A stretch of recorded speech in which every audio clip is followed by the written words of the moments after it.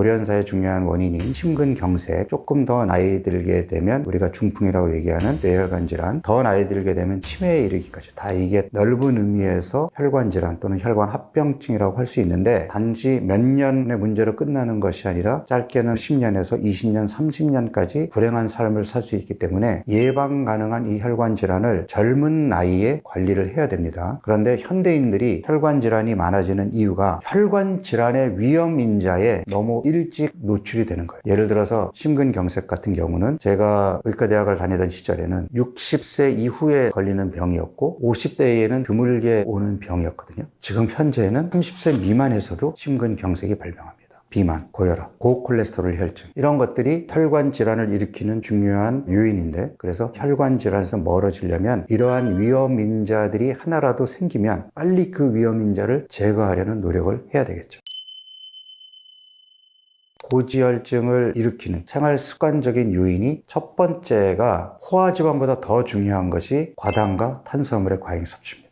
지방간이 콜레스테롤을 올리는 중요한 원인으로 생각을 하고 있거든요. 이 지방간이 숨어있는 변수가 되고, 우리가 포화지방 섭취를 많이 하게 되면 당연히 지방간이 생기고 지방간이 악화되겠죠. 그러면 콜레스테롤이 올라가겠죠. 그래서 포화지방 많이 먹으면 콜레스테롤이 올라간다는 말이 틀린 말은 아니에요. 그렇지만 과당을 많이 섭취하고 상대적으로 탄수화물 섭취가 많으면 어떻게 되죠? 지방간이 오겠죠. 그러면 콜레스테롤이 올라갑니다. 콜레스테롤이 높은 사람들은 폐경 이후의 여성들이란 말이에요. 중년 이후의 여성들이 평소에 고기도 즐겨 찾지 않는 분들이 포화지방 먹지 말래. 그럼 뭘 찾죠? 과일 찾아 먹고 고구마 먹고 몸에 좋다라고 하는 그러한 탄수화물을 더 많이 섭취한단 말이에요. 그러면 그분들은 이미 숨어있는 지방간이 있는데 그 지방간이 더 나빠지겠죠. 그래서 숨어있는 이 지방간이 콜레스테롤을 높이는 중요한 원인 중에 하나라는 생각을 해야 됩니다. 이러한 음식 말고도 운동 부족이라든지 의자 중독에 빠져서 하루 종일 앉아있게 되고, 그 다음에 나이가 들면 또 생리적으로 근육량이 줄어들잖아요. 근육이 줄어드는 것도 콜레스테롤이 올라가는 중요한 원인 중에 하나입니다. 그래서 특히 여성들이 나이 들면서 콜레스테롤 수치가 확 올라가는 이유는 저근육형 체형으로 잘 가기 때문이거든요. 그래서 그런 경우에는 오히려 단백질 섭취를 늘리고 운동을 해서 근육을 늘리면 콜레스테롤을 떨어뜨릴 수가 있는데 고기 먹으면 안 돼. 그리고 자꾸 탄수화물 위주로 식사를 하게 되니까 이게 개선이 안 되는 거예요.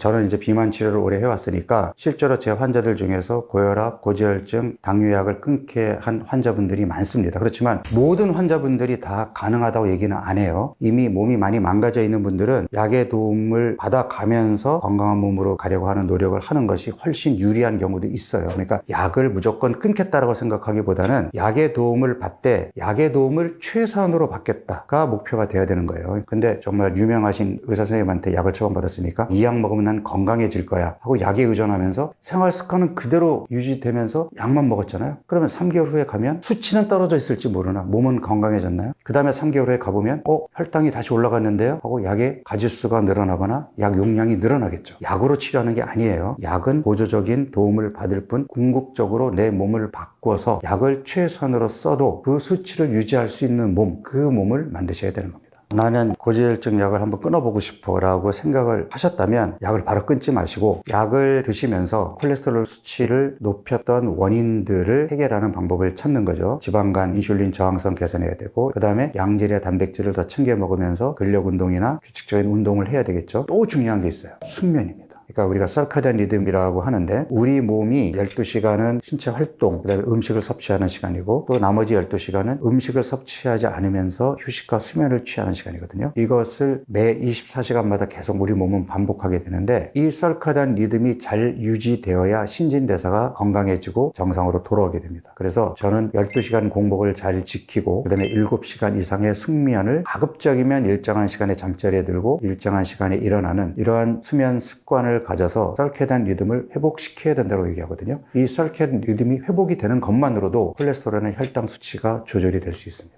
이런 노력을 하다가 보면 아마 선생님이 콜레스테롤 검사를 해보고 아니 수치가 너무 떨어졌는데요, 제가 약을 반으로 줄여보거나 한번 끊어볼게요 라는 말이 나올 겁니다. 의사 선생님을 깜짝 놀라게 해주세요. 잘 챙겨 먹는 게 중요하거든요. 그래서 그 잘 챙겨 먹는 거를 요령 있게 해야 되는데, 점심 식사에 활동량이 많으니까 양질의 탄수화물을 좀 든든하게 먹고, 그리고 저녁에는 저녁 이후에 활동이 상대적으로 적다 보니까 저녁 식사에서는 탄수화물은 더 줄이고, 그 다음에 자고 있는 동안에 우리 몸의 근육이 회복이 될 수 있게끔 양질의 단백질을 조금 더 많이 섭취하고, 그리고 잠자리에 들기까지 적어도 한 3시간, 4시간은 식사를 하지 않고, 그리고 잠자리에 들게 되면 숙면을 취하게 되고 우리가 12시간 공복을 유지하는 데에도 도움이 될 수 있습니다. 고지혈증, 고콜레스테롤 혈증과 함께 다니는 것들이 고혈압, 고혈당이거든요. 제가 그냥 3고라고 얘기를 하는데 여기에 이제 복부 비만까지 다 포함이 되죠. 얘네들은 함께 다닙니다. 줄줄이 사탕처럼 엮여 있어요. 어느 하나가 먼저 생기면 결국엔 다른 것도 함께 생기게 됩니다. 그래서 고콜레스테롤 혈증 있게 되면 혈관벽에 손상이 올 수밖에 없잖아요. 그럼 혈관의 탄력이 떨어지고 혈관이 딱딱해지겠죠. 그럼 혈압이 올라갈 수밖에 없잖아요. 그리고 고지혈증에서 또 중요한 게 뭐냐면 우리가 이제 LDL 콜레스테롤 수치를 낮춰야 되는데, 이 LDL 콜레스테롤 중에도 동맥경화를 유발하는 애들이 있고 그렇지 않은 애들이 있어요. 사이즈가 작은 애들이 이제 혈관벽에 침투해서 동맥경화를 유발하게 되는데, 이 동맥경화를 유발하기 위한 또 전제 조건이 있어요. 뭐냐 하면 이 작은 LDL 콜레스테롤 덩어리가 산화가 돼야 돼요. 산화가 돼버리면 우리 몸에서는 얘를 우리 몸속 이물질로 여기고 대식세포가 와가지고 얘를 잡아먹으면서 그게 거품세포로 바뀌면서 혈관벽이 점점 두꺼워지고 혈관이 좁아지는 거거든요. 그런데 그 산화시키는 중요한 원인 중에 하나가 바로 고혈당이에요. 만성염증, 고혈당, 고인슐린 혈증, 이런 것들이 산화를 시키는 중요한 원인이거든요. 그러니까 결국은 혈압, 혈당, 콜레스테롤 얘네들이 따로 노는 게 아니에요. 함께 어울리면서 어느 거 하나를 나쁘게 만들어서 다른 것을 끌고 오게 하는 겁니다. 궁극적으로는 얘네들을 다 관리를 해야 된단 말이에요. 그러면 단순히 약을 먹고 혈압, 콜레스테롤, 혈당을 떨어뜨리는 것으로 치료가 종결된 걸까요? 약은 숫자만 관리해 줄 뿐 망가진 몸을 궁극적으로 치료해 주는 게 아닙니다. 그럼 나는 어떤 노력을 해야 되죠? 일단 식습관을 바꿔야 되겠죠. 복부 내장 지방을 만들고 인슐린 저항성을 만들고 지방간을 만들었던 식습관도 개선해야 되지만, 나이 먹어가면서 근육량이 줄어든 거, 그 다음에 하루 종일 의자에 앉아 있으면서 내 몸의 신진대사가 느려지고 근육 사이사이에 지방이 낀 거, 이런 것들이 다 해결이 돼야 된단 말이에요. 그러니까 먹는 것만 갖고 조절하면 안 되고 일어나서 움직여야 되고, 내가 지금 근육이 적은 상태라면 잘 챙겨 먹고 운동해서 지금보다 근육량을 더 늘려야 되겠죠. 그러면 내가 약을 줄이더라도 끊더라도 그 수치가 다시 올라가지 않겠죠. 우리 몸의 콜레스테롤은 70에서 80%를 간에서 만듭니다. 우리가 외부에서 섭취한 음식으로 얻는 콜레스테롤은 대략 한 20% 정도 되고, 그 나머지는 간에서 만들어요. 그럼 우리 몸에서 콜레스테롤을 만든다는 얘기는 필요하니까 만드는 거죠. 어디에 필요할까요? 첫 번째가 세포막의 중요한 구성 성분이에요. 우리 몸에 세포에 손상이 오거나 염증이 생기게 되면 콜레스테롤 요구량이 늘어나게 됩니다. 또 콜레스테롤은 성호르몬이라든지 우리가 스트레스 받게 되면 나오는 스트레스 호르몬을 만드는 전구물질이거든요. 그리고 비타민 D를 만드는 전구물질이기도 합니다. 우리 몸이 필요로 하기 때문에 간에서 만들어지고 간에서 필요한 곳으로 보내고 다시 간에서 수거해가지고 처리를 한단 말이에요. 그러면 콜레스테롤이 올라갔다라는 것은 우리 몸에서 콜레스테롤을 필요로 하는 상황이 생겼다라는 거죠. 몸이 만성염증인 경우에도 그럴 수 있고, 또는 혈관벽에 손상이 생기게 되면 그걸 수리하기 위해서 간은 손상된 곳으로 보내게 되겠죠. 수거해오는 능력이 떨어진다든지 또는 간에서 처리를 제대로 못해도 콜레스테롤 수치가 계속 올라가 있겠죠. 콜레스테롤 수치가 올라갔다고 해서 병원을 가서 간에서 콜레스테롤을 생성하는 과정을 차단해버리는 약을 처방받아 먹으면 그게 근본적인 치료일까요? 일단 콜레스테롤 수치를 낮춰서 동맥경화성 변화, 손상을 예방해주는 효과는 있을지 모르나, 궁극적으로는 콜레스테롤이 올라간 원인을 찾아서 그 원인을 해결해 주는 것이 보다 궁극적인 치료가 아닐까요? 중성지방이라는 게 있어요. 이 중성지방 수치가 올라가게 되면 LDL 콜레스테롤 중에서 동맥경화를 유발하는 작은 LDL 콜레스테롤 수치가 올라갑니다. 동맥경화를 예방해주는 좋은 콜레스테롤이라고 얘기하는 HDL 콜레스테롤 수치가 떨어져요. 그래서 중성지방 관리도 중요하거든요. 그래서 중성지방을 높이는 첫 번째가 술이고요. 두 번째가 과당이고요. 역시 세 번째가 탄수화물의 과잉성. 그러니까 결국은 중성지방 과다를 해결해 주는 것이 콜레스테롤 수치를 낮춰서 혈관 건강을 만드는 중요한 식습관 중에 하나라고 보겠습니다. 나이가 들면서 대사 이상이 생기는 가장 첫 번째가 바로 근육의 감소거든요. 생리적으로도 근육이 감소하지만 우리가 나이가 들면 들수록 신체 활동량이 떨어지게 되고 또 단백질 음식은 씹기도 불편하고 우리 몸에서 소화 흡수도 잘 안 돼요. 위산 분비도 줄어들게 되고 소화 효소도 감소하기 때문에 그러니까 먹기 편한 걸 먹다 보니까는 탄수화물 위주로 섭취하게 되고 단백질 섭취는 부족하고 운동도 안 하고 신체 활동량도 적으니까 근육이 빠르게 준단 말이에요. 근육이 없어서 그로 인해서 인슐린 저항성이 오잖아요. 근육이 더 빠집니다. 이 악순환의 고리가 더 빨라집니다. 나이가 들면서 근육이 줄어드는 것도 생리적인 현상이지만 이게 더 가속화될 수 있어요. 그러면 노쇠도 빨리 오게 되고 저근육형 체형 자체도 대사 이상의 원인이고 조기 사망의 중요한 원인이 됩니다. 나이 들수록 어떻게 보면 근육을 관리한다는 것이 가장 중요한 건강관리의 핵심이라고 볼 수 있겠는데요. 근육을 관리하기 위해서는 한 살이라도 젊은 바로 지금 내 인생에서 지금 가장 근육이 많을 때인 지금 더 늘려야 됩니다.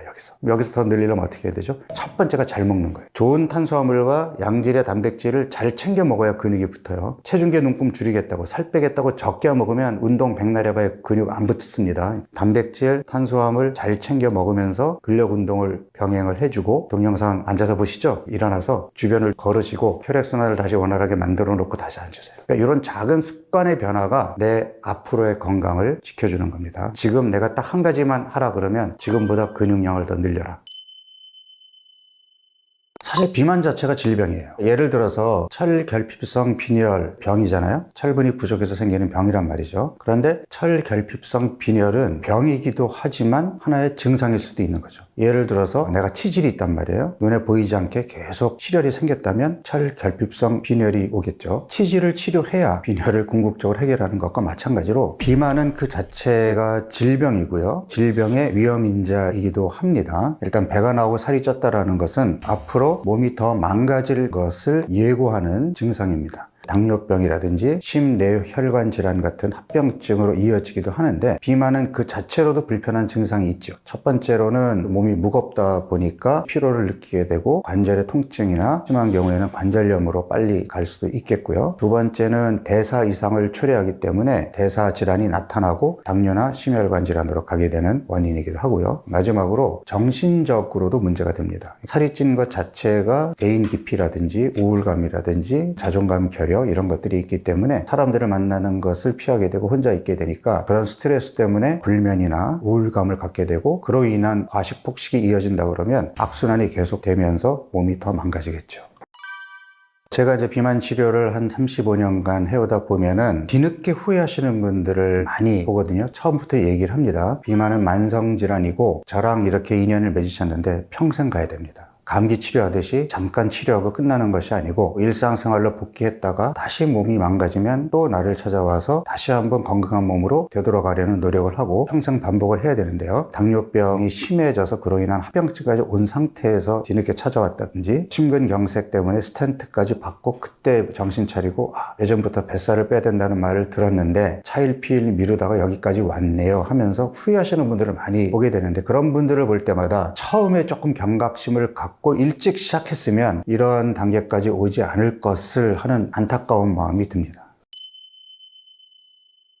지금 우리가 이제 비만 통계를 보면 남성들은 대개 40대, 50대에 피크를 이루게 되고 60대부터는 조금 그래프가 꺾이는 반면에 여성들은 중년이 넘어가면서 그러니까 완경기를 넘어가면서부터 비만 인구가 급격하게 늘거든요. 여성들은 꾸준하게 늘어요. 아무래도 임신, 출산을 겪으면서 늘게 되고 40대 후반, 50대에는 완경기를 겪으면서 늘게 되는데 상대적으로 남성에 비해서 비만 유병률이 낮거든요. 개인적으로 여성들이 남성들보다 덜 비만한 것이 아니라 마른 비만이 여성들한테 숨어있기 때문에 통계 수치로 드러나지 않아서 상대적으로 적게 보이는 것으로 얘기하고 있습니다. 일반적으로 비만의 진단 기준을 체질량 지수, 그러니까 자기 체중을 미터로 환산한 키의 제곱으로 나눈 수치를 가지고 얘기를 하게 되는데 25 이상을 비만이라고 얘기를 하거든요. 30, 40대 남성들은 거의 반수 정도가 25를 넘어가요. 그런데 여성들은 대략 한 20%, 30% 미치거든요. 25를 넘는 사람들이 그렇게 많지 않단 말이에요. 그럼에도 불구하고 청소년기에서부터 체형에 민감하고 체중계 눈금에 예민하게 반응하다 보니까 살찌지 않으려고 적게 먹고 하는 그러한 습관들이 이어지면서 저근육형 체형이 많아요. 상대적으로 근육량이 적단 말이에요. 근육량이 적으니까 신진대사 속도가 떨어지게 되고 지방이 더 쌓이게 되면서 주로 복부에 쌓이게 되니까 배는 나오고 팔다리는 가는 형태의 체형을 갖고 있는 경우가 많거든요. 그래서 이런 마른 비만이 많고요. 여성 호르몬이 복부에 지방을 쌓아두는 것을 막아주는 효과가 있는데 완경을 넘어서 50대로 넘어가게 되면은 이 효과가 사라지면서 본격적으로 복부에 지방이 들게 됩니다. 마른 비만이었던 사람들이 급격하게 배가 나오면서 대사 이상이 빠르게 나타나게 되는 겁니다. 혈압이 올라가고 혈당이 올라가고 콜레스테롤 수치가 올라갔고 지방간이 있고 대사 이상이 초래된 그러한 비만인 경우에는 치료의 방향을 체중으로 잡으면 안 됩니다. 내가 좀 더 날씬한 몸을 갖고 근육질의 몸을 갖고 싶어서 체중을 관리할래. 그게 가능할 수 있어요. 그렇지만 중년 이후에는 이미 대사 이상이 초래되었다는 것은 내 몸을 다시 예전의 건강한 몸 20대 초반의 체중으로 돌려놓는다는 것은 어렵다고 이해해야 됩니다. 목표는 체중계 눈금이 아니라 혈압, 혈당, 콜레스테롤, 지방간 수치들이 다시 정상으로 돌아가는 체중, 이러한 몸을 평생 유지하고 관리하겠다가 건강관리의 최종 목표가 되어야 합니다. 뚱뚱한 사람들의 경우에는 지방을 제대로 끄집어 쓰지 못하는 몸으로 바뀌었기 때문에 살이 찌는 거거든요. 피하 지방 조직은 우리 몸에서 필요한 경우에 지방을 끄집어 쓰기 위해서 비축해둔 저장 창고인데 뚱뚱한 사람들의 경우 과거를 돌이켜보면 그 저장 창고에서 지방을 끄집어 쓴 적이 없는 거예요. 예를 들어서 마라톤 선수라든지 장거리 사이클링 선수 같은 경우에는 피하 지방이 얇거든요. 얇지만 운동 중에는 엄청나게 많은 에너지를 내잖아요. 그거는 피하 지방 조직에서 비축해둔 에너지를 끄집어서 쓰는 거예요. 그리고 쓰고 난 다음에는 다시 음식을 많이 섭취해서 채워놓죠. 이런 것들이 반복이 되면 피하 지방 조직에서 지방이 쉽게 나왔다가 쉽게 축적이 되기 때문에 살이 찔 이유가 없어요. 뚱뚱한 사람들은 피하 지방이 두껍죠. 그런데 지방이 안 나와요. 그래서 저는 이거를 스폰지에 비유를 해서 스폰지를 짜주어야 또다시 물을 머금을 수 있는데 뚱뚱한 사람들은 짜본 적이 없는 거죠. 그럼 어떻게 해야 되죠? 의도적으로 짜줘야 되겠죠. 에너지를 많이 사용해야 되는 강렬한 운동을 하거나 아니면 굶어야 되겠죠. 그래서 간헐적 단식이 치료에 꼭 들어가야 되는 겁니다. 간헐적 단식에 대해서는 많은 이론과 설이 난무하고 있거든요. 어느 게 정답인지 아직도 뚜렷하게 합일된 그런 내용은 없어요. 일단 간헐적 단식이 사람들의 관심을 끌게 된 이유는 뭐냐면 다이어트를 하게 되면 먹지 말아야 될 음식들이 많잖아요. 음식을 제한하지 않고 어떤 음식이든 마음껏 먹되 일정 시간에만 먹고 그렇지 않은 시간에는 먹지 않거나 또는 마음껏 먹다가 일주일에 하루 이틀만 적게 먹으면 살이 빠질 수도 있고 적어도 지금 체중이 더 늘지는 않아. 얼마나 매력적이에요. 전반적으로 적게 먹는 게 건강에 도움이 되는 건 맞지만 적게 먹는 소식의 방법으로 간헐적 단식을 활용한다면 건강한 사람에게는 상관이 없어요. 문제는 대사 이상이 있고 뱃살이 있고 살이 쪄 있어서 살을 빼고 싶어요. 건강해지고 싶어요. 그러면 간헐적 단식을 그렇게 활용하면 안 되겠죠. 건강한 몸으로 가고 싶다는 것을 목표로 한다면 박용우가 강조하는 간헐적 단식은 첫 번째가 잘 먹어라예요. 잘 먹으라는 표현이 배 터지게 먹으라는 얘기가 아니고 건강에 도움이 되는 음식을 칼로리를 계산하지 말고 배고프지 않게 충분히 먹어라입니다. 우리 몸으로 하여금 음식이 적게 들어오네 라는 긴장감을 주지 말라는 얘기예요. 그렇게 잘 챙겨 먹다가 갑자기 불시에 굶어버리는 겁니다. 그 다음날 또 잘 먹을 거거든요. 그러면 우리 몸은 긴장하지 않아요. 긴장하지 않는다라는 표현은 기초대사량을 떨어뜨리지 않는다는 얘기입니다. 간헐적 단식이 주는 첫 번째 장점은 신진대사 속도를 유지해 가면서 적게 먹는, 다시 말해서 건강한 방법으로 몸을 속이는 다이어트 일종이기 때문에 제대로만 한다면 충분히 우리가 원하는 더 건강한 몸으로 가는 그런 효과를 낼 수 있습니다.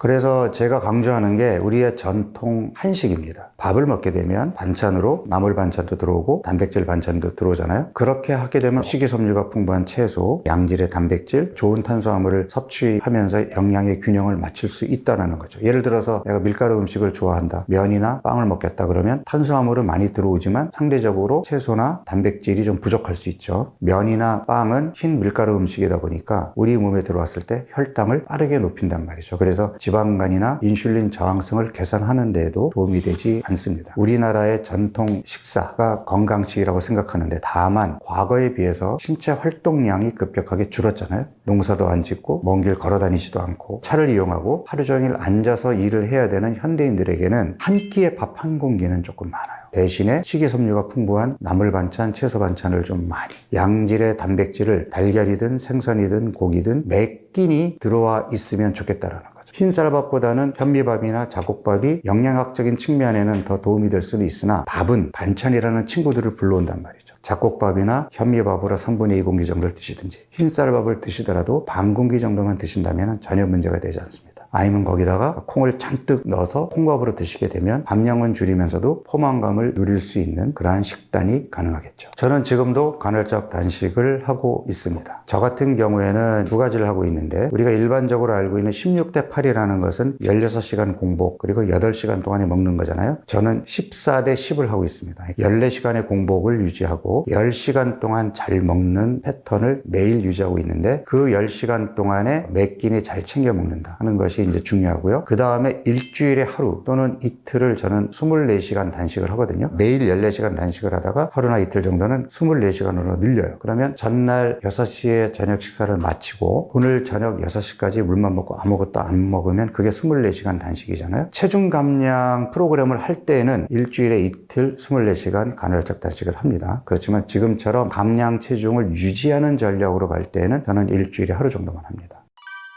제가 좀 강조하고 싶은 게 뭐냐면, 생각해보면 일주일에 이틀을 한 끼만 먹고 나머지 5일을 잘 먹는 건데, 전체적으로 더해서 7로 나누게 되면 한 끼에 먹는 식사량은 줄잖아요. 그렇지만 우리 몸은 속아서 기초대사량을 떨어뜨리지 않는다고 얘기했어요. 근데 여기서 중요한 것이 단백질 섭취량. 전체적으로 단백질 섭취량이 부족하지 않게 하는 게 중요하기 때문에 단식하는 날 한 끼 식사에는 단백질을 충분히 챙겨 드시는 것이 중요한 포인트라고 하겠습니다.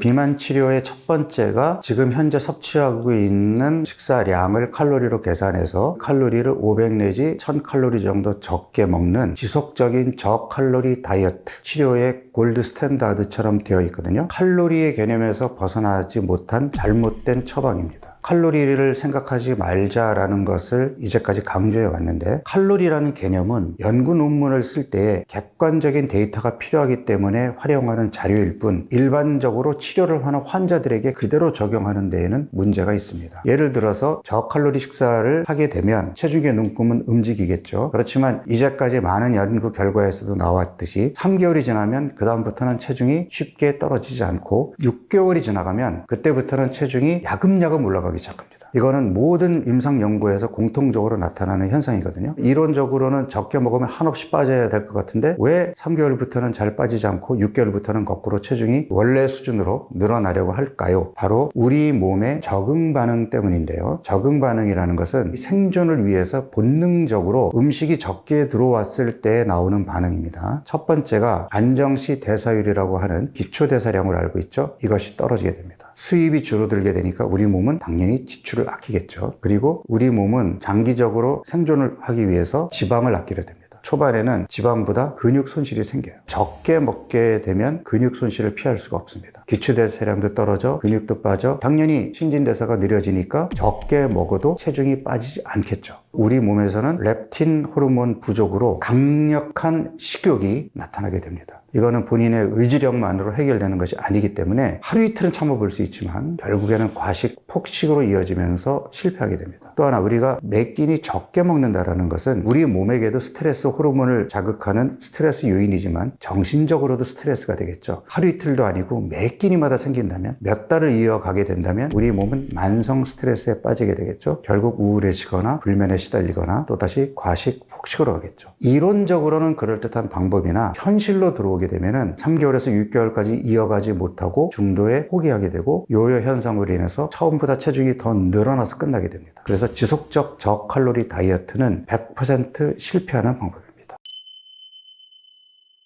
건강 정보가 많다라고 하는 얘기는요, 어느 거 하나 정답이 없다라는 얘기입니다. 모든 사람들에게 보편적으로 해당되는 그런 정보가 있다면 그거 하나면 충분하겠죠. 어떤 사람에게는 이 정보가 맞을 수 있고 사람마다 다를 수 있는 거죠. 실제로 저도 이제 많이 경험을 하게 되는데, 이를테면 다이어트를 하더라도 대사 이상이 없는 건강한 사람, 대사 이상은 없으나 뱃살은 나와 있는 사람, 대사 이상은 있으나 심하지 않은 사람, 이미 당뇨병까지 간 사람, 다양한 체질을 가지고 있는 사람에게 똑같은 똑같은 미션을 주면 똑같은 결과가 나올까요? 그렇지 않습니다. 자기 체질 또는 지금 현재 몸 상태에 따라서 필요한 정보가 다를 수 있겠죠. 재미있는 연구가 있는데 저탄수화물 식이요법과 저지방 식이요법 어느 게 더 효과가 좋으냐 가지고 이제 연구를 한 논문들이 굉장히 많아요. 전반적으로는 단기간에는 저탄수화물 식사가 체중 감량에 도움이 된다라는 쪽으로는 나오고 있지만 6개월 이상 지속을 하게 되면 두 그룹 사이에는 차이가 없는 걸로 나옵니다. 구체적으로 들어가 보면 저탄수화물 식사군에서도 드라마틱한 효과를 보이는 사람이 있는가 하면 효과가 없는 사람이 있고, 저지방 식사군에서도 드라마틱한 효과를 보이는 사람이 있는가 하면 그렇지 않은 사람이 있어요. 그 사람의 체질에는 저탄수화물, 또 어떤 사람에게는 저지방이 건강을 챙기고 유지하는 데 더 도움이 됐다는 얘기거든요. 특정 방법으로 어떤 사람이 효과를 봤다 그래서 나도 저 방법을 쓰면 똑같은 효과를 낼 수 있지 않을까? 아니에요. 나한테 맞는 해법을 스스로 찾으셔야 됩니다.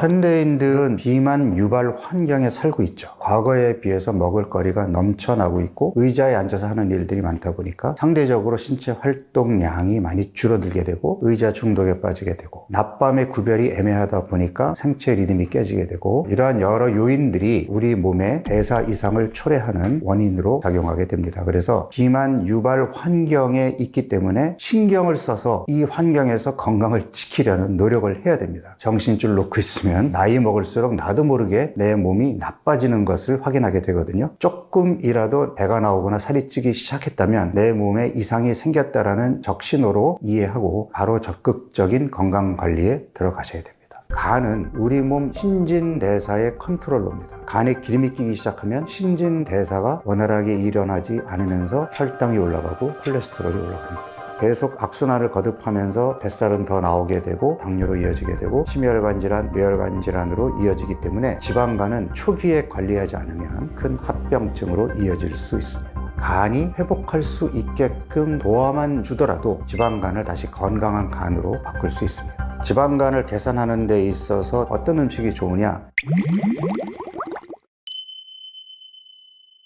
살이 많이 쪘기 때문에 지방간이 왔다라고 생각을 하잖아요. 마른 지방간도 있거든요. 겉으로 봐서는 비만하지 않은데 간 조직 검사를 해보면 지방간 소견을 보이는 그런 환자들이 있습니다. 그렇다는 얘기는 체중이 늘지 않더라도 지방간이 올 수 있다는 얘기잖아요. 간에 기름이 끼게 되면 체중이 더 늘게 됩니다. 물론 체중이 늘게 돼서 간에 기름이 낄 수 있어요. 어쨌든 지방간은 비만, 뱃살에서 중요한 원인으로 자리 잡고 있는 질병입니다. 지방간이 왜 생기느냐? 우리 몸에 지방을 비축하는 장기 조직은 피하지방이죠. 그런데 피하지방이 빠릿빠릿하게 작동하게 되면 간에 기름이 낄 이유가 없어요. 피하지방의 기능이 떨어지게 되면 여분의 에너지를 쉽게 피하지방에 비축하고 또 필요할 때 쉽게 끄집어 쓰는 몸에서는 지방간이 잘 생기지가 않습니다. 그런데 피하지방에 지방이 잘 비축이 안 되고 끄집어 쓰지도 못하는 이런 것들을 우리가 대사 유연성이 떨어졌다라고 얘기를 하는데, 여분의 에너지, 여분의 지방이 피하지방으로 비축되지 못하고 혈액을 타고 돌다가 엉뚱한 내장 지방에 쌓이거나 간에 쌓이거나 췌장에 쌓이거나 근육 사이사이에 끼거나 심장에 끼거나 혈관에 끼거나 이러한 현상을 보이게 됩니다. 그래서 지방간이 생기게 되는 겁니다. 일반적으로 간 무게의 5% 이상 지방이 끼었을 경우를 지방간이라고 얘기하는데, 지방간이 오더라도 그게 심하지 않은 경우에는 건강상 별 문제가 없어요. 그런데 그냥 방치해서 진행이 되게 되면 지방간염으로 갑니다. 일종의 염증이잖아요. 그 염증이 제대로 해결되지 않으면 섬유화 병변으로 진행이 되면서 간경변으로 갑니다. 간암까지도 이어질 수 있거든요. 이거는 간 측면에서만 보는 거고요. 우리 몸 전반적으로 봤을 때 간은 우리 몸 신진대사의 컨트롤러입니다. 이 신진대사의 컨트롤러가 빠릿빠릿함을 유지해야 되는데 간에 기름이 끼기 시작하면 빠릿빠릿함이 떨어지겠죠. 그러면 신진대사가 원활하게 일어나지 않으면서 다른 대사에도 이상이 생기게 되는데, 대표적인 것이 혈당이 올라가고 콜레스테롤이 올라가는 겁니다.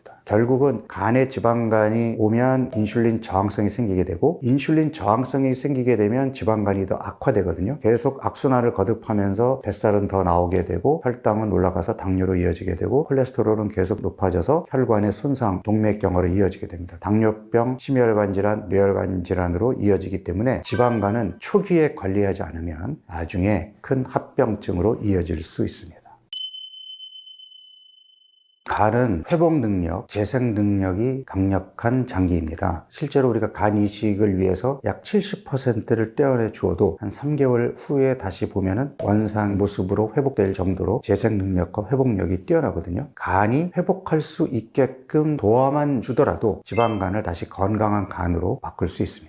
지방간을 개선하는 데 있어서 첫 번째가 지방간을 악화시키는 음식을 멀리하자. 술과 과당은 당연히 끊어야 되겠고요. 탄수화물의 총 섭취량도 평소보다 줄여야 됩니다. 이게 전제 조건이고, 그 다음에 간이 본래의 기능을 회복할 수 있게 그 회복 능력을 도와주는 방법으로는 첫 번째가 좋은 음식을 잘 챙겨 먹는 거죠. 어떤 음식이 좋으냐? 첫 번째 양질의 단백질입니다. 간이 제대로 해독 기능을 할 수 있게끔 필요한 아미노산을 충분히 공급해 줘야 되는데 양질의 아미노산을 공급을 해줘야 됩니다. 여기서 양질이라고 표현하는 거는 단백질 그러면은 우리가 고기를 먼저 생각하게 되는데 좋은 단백질 근원이긴 하지만 포화지방이 들어있거든요. 건강한 사람에게는 문제가 되지 않지만 지방간이 있는 사람에게는 포화지방이 지방간을 악화시킬 수도 있기 때문에 가급적이면 포화지방 함량이 적은 기름기가 적은 육류를 공급하는 게 좋고, 물론 콩류, 두부 이런 식물성 단백질을 공급하는 것도 도움이 됩니다. 두 번째가 바로 녹색 채소입니다. 브로콜리라든지 시금치 같은 녹색 채소인데요. 녹색 채소에 들어있는 파이토케미칼들이 간의 재생, 회복에 도움을 주고요. 장내 미생물의 다양성에 영향을 줍니다. 장내 환경을 좋게 해주거든요. 장내 환경이 어떠냐와 지방간이 또 밀접한 관련이 있기 때문에 장내 환경을 개선시켜주는 것은 지방간 개선에 도움이 됩니다. 오메가3 지방산이 풍부한 등푸른 생선이라든지 견과류 같은 경우도 오메가3가 가지고 있는 염증 완화 효과 때문에 지방간 개선에 도움이 될 수 있고, 하나의 팁일 수 있는데 커피가 도움이 됩니다. 커피에 있는 항산화 성분들이 간의 섬유화 진행되는 과정을 억제해주는 효과가 있거든요. 커피를 마시는 것은 지방간 개선에 도움이 될 수 있습니다.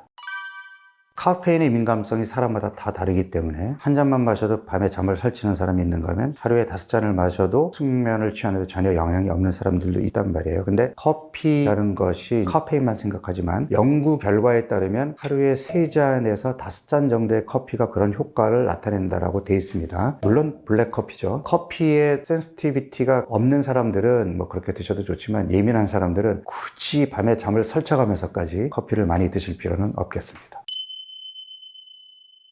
첫 번째 요인은 누가 뭐라 그래도 술이죠. 알코올성 지방간 질환이라는 이름이 있을 정도로 술과 지방간은 밀접한 연관성이 있습니다. 술을 마시게 되면 간에 기름이 끼게 되고 결국엔 알코올성 지방간염, 간경변까지 이어질 수 있기 때문에 술은 아주 중요한 원인입니다. 그런데 최근 들어서는 알코올성 지방간 질환을 능가하는 비알코올성 지방간 질환이 급증하고 있거든요. 술을 먹지 않는데도 불구하고 술 먹은 사람의 지방간의 조직검사 소견과 비슷한 결과를 보이는 걸 얘기하는데요. 이런 분들의 경우에 첫 번째 요인은 과당의 과잉 섭취입니다. 이 과당이라고 하는 것은 설탕이라는 것이 포도당과 과당이 붙은 이당류거든요. 녹말이 포도당 덩어리거든요. 우리 몸에 들어와서는 포도당으로 분해돼서 혈당을 높이고 에너지원으로 이용이 되는데, 과당의 경우에는 포도당과 달리 우리 몸에 들어오면 바로 간으로 갑니다. 포도당이 부족할 때에는 과당이 포도당으로 바뀌어서 에너지원으로 쓰이지만 포도당이 넘쳐날 때에는 과당은 간에서 중성지방으로 비축이 됩니다. 중성지방으로 비축이 되는 것이 많아지게 되면 지방간의 원인이 됩니다. 그래서 과당은 지방간의 중요한 원인이고요. 마지막으로 탄수화물의 상대적인 과잉 섭취. 제가 상대적이라는 말을 붙인 이유는 탄수화물이라는 것은 급성 에너지원이기 때문에 우리 몸에 들어오면 들어오는 대로 바로바로 써야 됩니다. 장기 에너지원인 지방으로 바뀌게 되려면 남아 돌아가야 되거든요. 내 신체 활동량 대비 탄수화물 섭취가 많아지게 되면 남는 탄수화물은 간에서 중성지방으로 바뀌어 비축이 되게 되는데, 하루 이틀이 아니라 지속적으로 탄수화물의 과잉 섭취가 계속된다면 만들어진 중성지방이 제대로 밖으로 빠져나가지 못하고 간에 계속 쌓이게 되면서 지방간을 일으키는 중요한 원인이 됩니다. 이거는 괜찮을 거야 라고 생각하고 먹는데 오히려 지방간에 안 좋은 음식들, 첫 번째가 과일 주스입니다. 흔히 이제 해독 주스, 과일과 채소를 갈아서 드시는 분들이 있는데, 채소만 갈아서 드시면 건강에 도움이 되지만 맛이 없죠. 거기에다가 이제 과일을 함께 넣게 되는데, 과일을 갈게 되면은 과일에 들어있는 비타민, 미네랄 이런 성분들은 도움이 될 수 있을지 모르나 식이섬유가 제거되면서 당의 흡수가 빨라지게 되겠죠. 과일 주스로 들어오는 것은 오히려 지방간을 더 악화시킬 수 있고요. 그럼 그냥 과일을 먹는 건 어떠냐? 과일이 식이섬유와 함께 들어오게 되면 설탕 음식이나 가공식품보다는 낫습니다. 지방간 안에서 개선되어야 하겠다라는 목적으로 식단을 만든다면 베리류 종류의 과일을 평소보다 적게 드시는 것을 저는 권하고 싶고요. 두 번째는 양질의 단백질이 도움이 돼 하면서 소고기, 돼지고기를 선택했는데 상대적으로 마블링이 많은 기름기가 많은 음식이 들어오게 되면 포화지방 때문에 자칫 득보다실이 클 수 있습니다. 마지막으로 나는 밀가루 음식 먹어도 아무 문제 없어 라고 생각하시는 분들도 밀가루에 있는 글루텐이 사실은 염증을 악화시킬 수도 있기 때문에 건강한 경우라면 상관이 없으나 지방간을 개선시키는 목적으로 식단을 짠다고 하면 글루텐이 포함된 밀가루 음식은 그 기간 동안에는 자제해 주시는 것이 도움이 됩니다.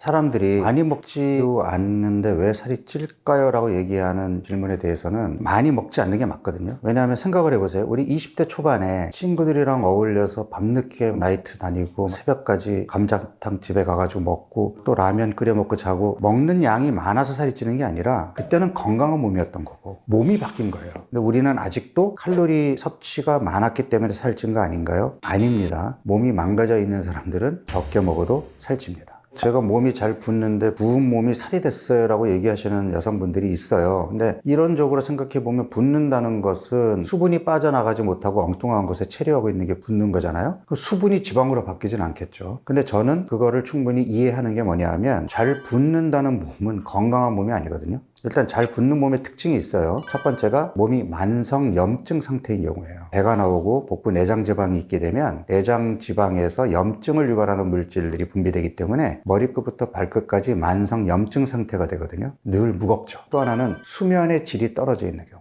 깊은 잠을 못 자고 수면 시간이 짧게 되면 아침에 일어나면 잘 부어 있어요. 그 다음에 또 만성 염증과 비슷한 건데 인슐린 저항성이 있는 몸은 잘 붓습니다. 우리 몸에 나트륨이 제대로 배출이 안 되기 때문인데요. 몸이 망가져 있다라는 신호겠죠. 그러면 결국 그런 몸은 인슐린 저항성의 만성 염증의 지방간에 이러한 이상이 있는 몸이니까 살이 더 찔 일만 남은 거죠. 그래서 그런 사람들이 살이 찐 것은 전혀 이상한 것이 아닙니다.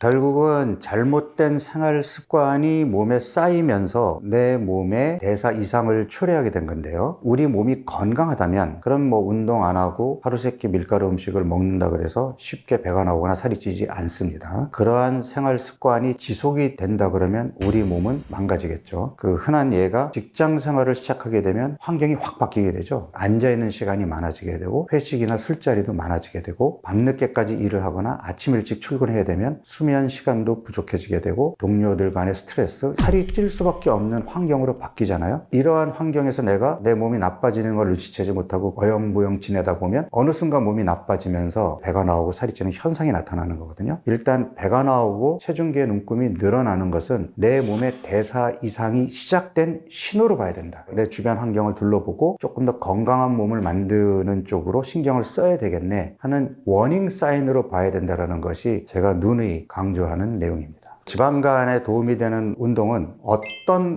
운동이든 도움이 됩니다. 운동 그러면 이제 유산소 운동이나 근력 운동, 웨이트 트레이닝을 많이 얘기를 하게 되는데 최근 들어서 각광을 받고 있는 것이 고강도 인터벌 운동이죠. 유산소 운동보다는 강도를 조금 더 높여서 숨이 턱에 찰 정도까지 힘들게 한 다음에 운동 강도를 뚝 떨어뜨려서 약간의 휴식처럼 천천히 걷거나 호흡이 회복될 때를 기다렸다가 다시 또 강도 높게 운동을 하는 거죠. 가볍게 뛰는 것이 아니라 달리기를 한다든지 또는 사이클을 격하게 밟는다든지 그렇게 해서 숨이 차면 다시 운동 강도를 낮추고 이게 고강도 인터벌 운동인데 운동 시간을 15분, 20분으로 줄여도 유산소 운동을 40분 내지 60분 하는 것과 비슷한 또는 그보다 더 큰 효과를 얻을 수 있기 때문에 가성비 높은 운동이라고 할 수 있습니다. 그래서 운동할 시간을 내기 힘든 현대인들에게는 고강도 인터벌 운동은 특히 계단 오르기 같은 경우는 어디서든지 할 수 있잖아요. 그래서 고강도 인터벌 운동을 저는 권하고 있습니다.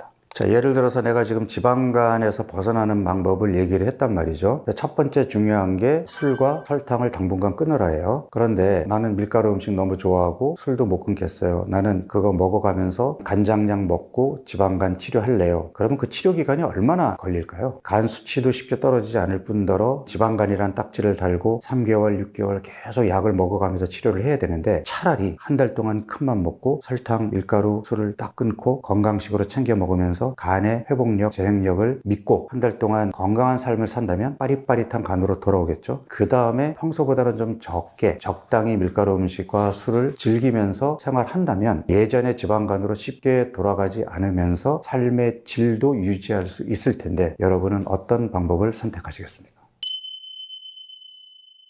제가 이제 주변 사람들한테 건강해지려면 설탕, 밀가루 가급적 끊고 규칙적으로 운동해야 되고 잠도 충분히 자야 된다고 얘기를 하면 그게 말이 쉽지 평생 그렇게 할 수 있을까요? 하고 아예 엄두를 못 내고 시작조차 하지 않는 분들이 많습니다. 차일피일 미루다가 결국엔 당뇨입니다, 심장이 안 좋네요, 이런 질병이 있다는 말을 듣고 난 후에 부랴부랴 그때부터 뭘 하려고 하면 늦거든요. 나름대로 눈높이를 맞춰서 저한테 찾아오시는 환자분들한테 권하는 게 1년 내내 또는 평생 한다라는 것은 힘들어도 한 달만 집중해서 하는 것은 한번 해볼 수 있지 않을까요? 그러면 또 어떤 분들은 아니 한 달 해서 되겠어요? 제가 몸이 이렇게 많이 망가져 있는데 한 달 끝나면 예전의 몸 상태로 돌아가지 않을까요? 이렇게 얘기를 하는데 실제로는 그렇지 않습니다. 쉽게 예전 몸으로 돌아간다라고 생각하는 것은 첫 번째 우리 몸의 자정 능력, 우리 몸의 회복력 이런 것을 간과한 얘기입니다. 우리 몸이 망가져 있는 상태에서는 쉽게 예전의 건강한 몸으로 돌아가기가 힘들지만 내가 이 망가진 몸을 다시 건강한 몸으로 만들어 놓겠다라는 생각으로 몸의 나쁜 자극들 과감하게 끊고 내 몸에 도움이 되는 그러한 것들을 적극적으로 집어넣는다면 한 달이라는 짧은 기간에도 얼마든지 내 몸은 회복이 되고 건강한 몸으로 돌아갈 수 있거든요. 일단 건강한 몸이 되면 쉽게 예전 몸으로 못 갑니다. 그리고 우리의 마음가짐이 바뀝니다. 어렵게 만들어 놓은 이 건강한 몸을 가급적이면 유지하고 싶거든요. 그래서 평소 섭취하던 설탕, 밀가루 음식을 더 줄이게 되고 음주량이나 음주 횟수도 줄게 되고 잠도 적극적으로 잘 자려는 노력을 하게 되고 이렇게 바뀌어 나가거든요. 이러한 변화의 출발이 한 달 동안만 집중하자는 겁니다.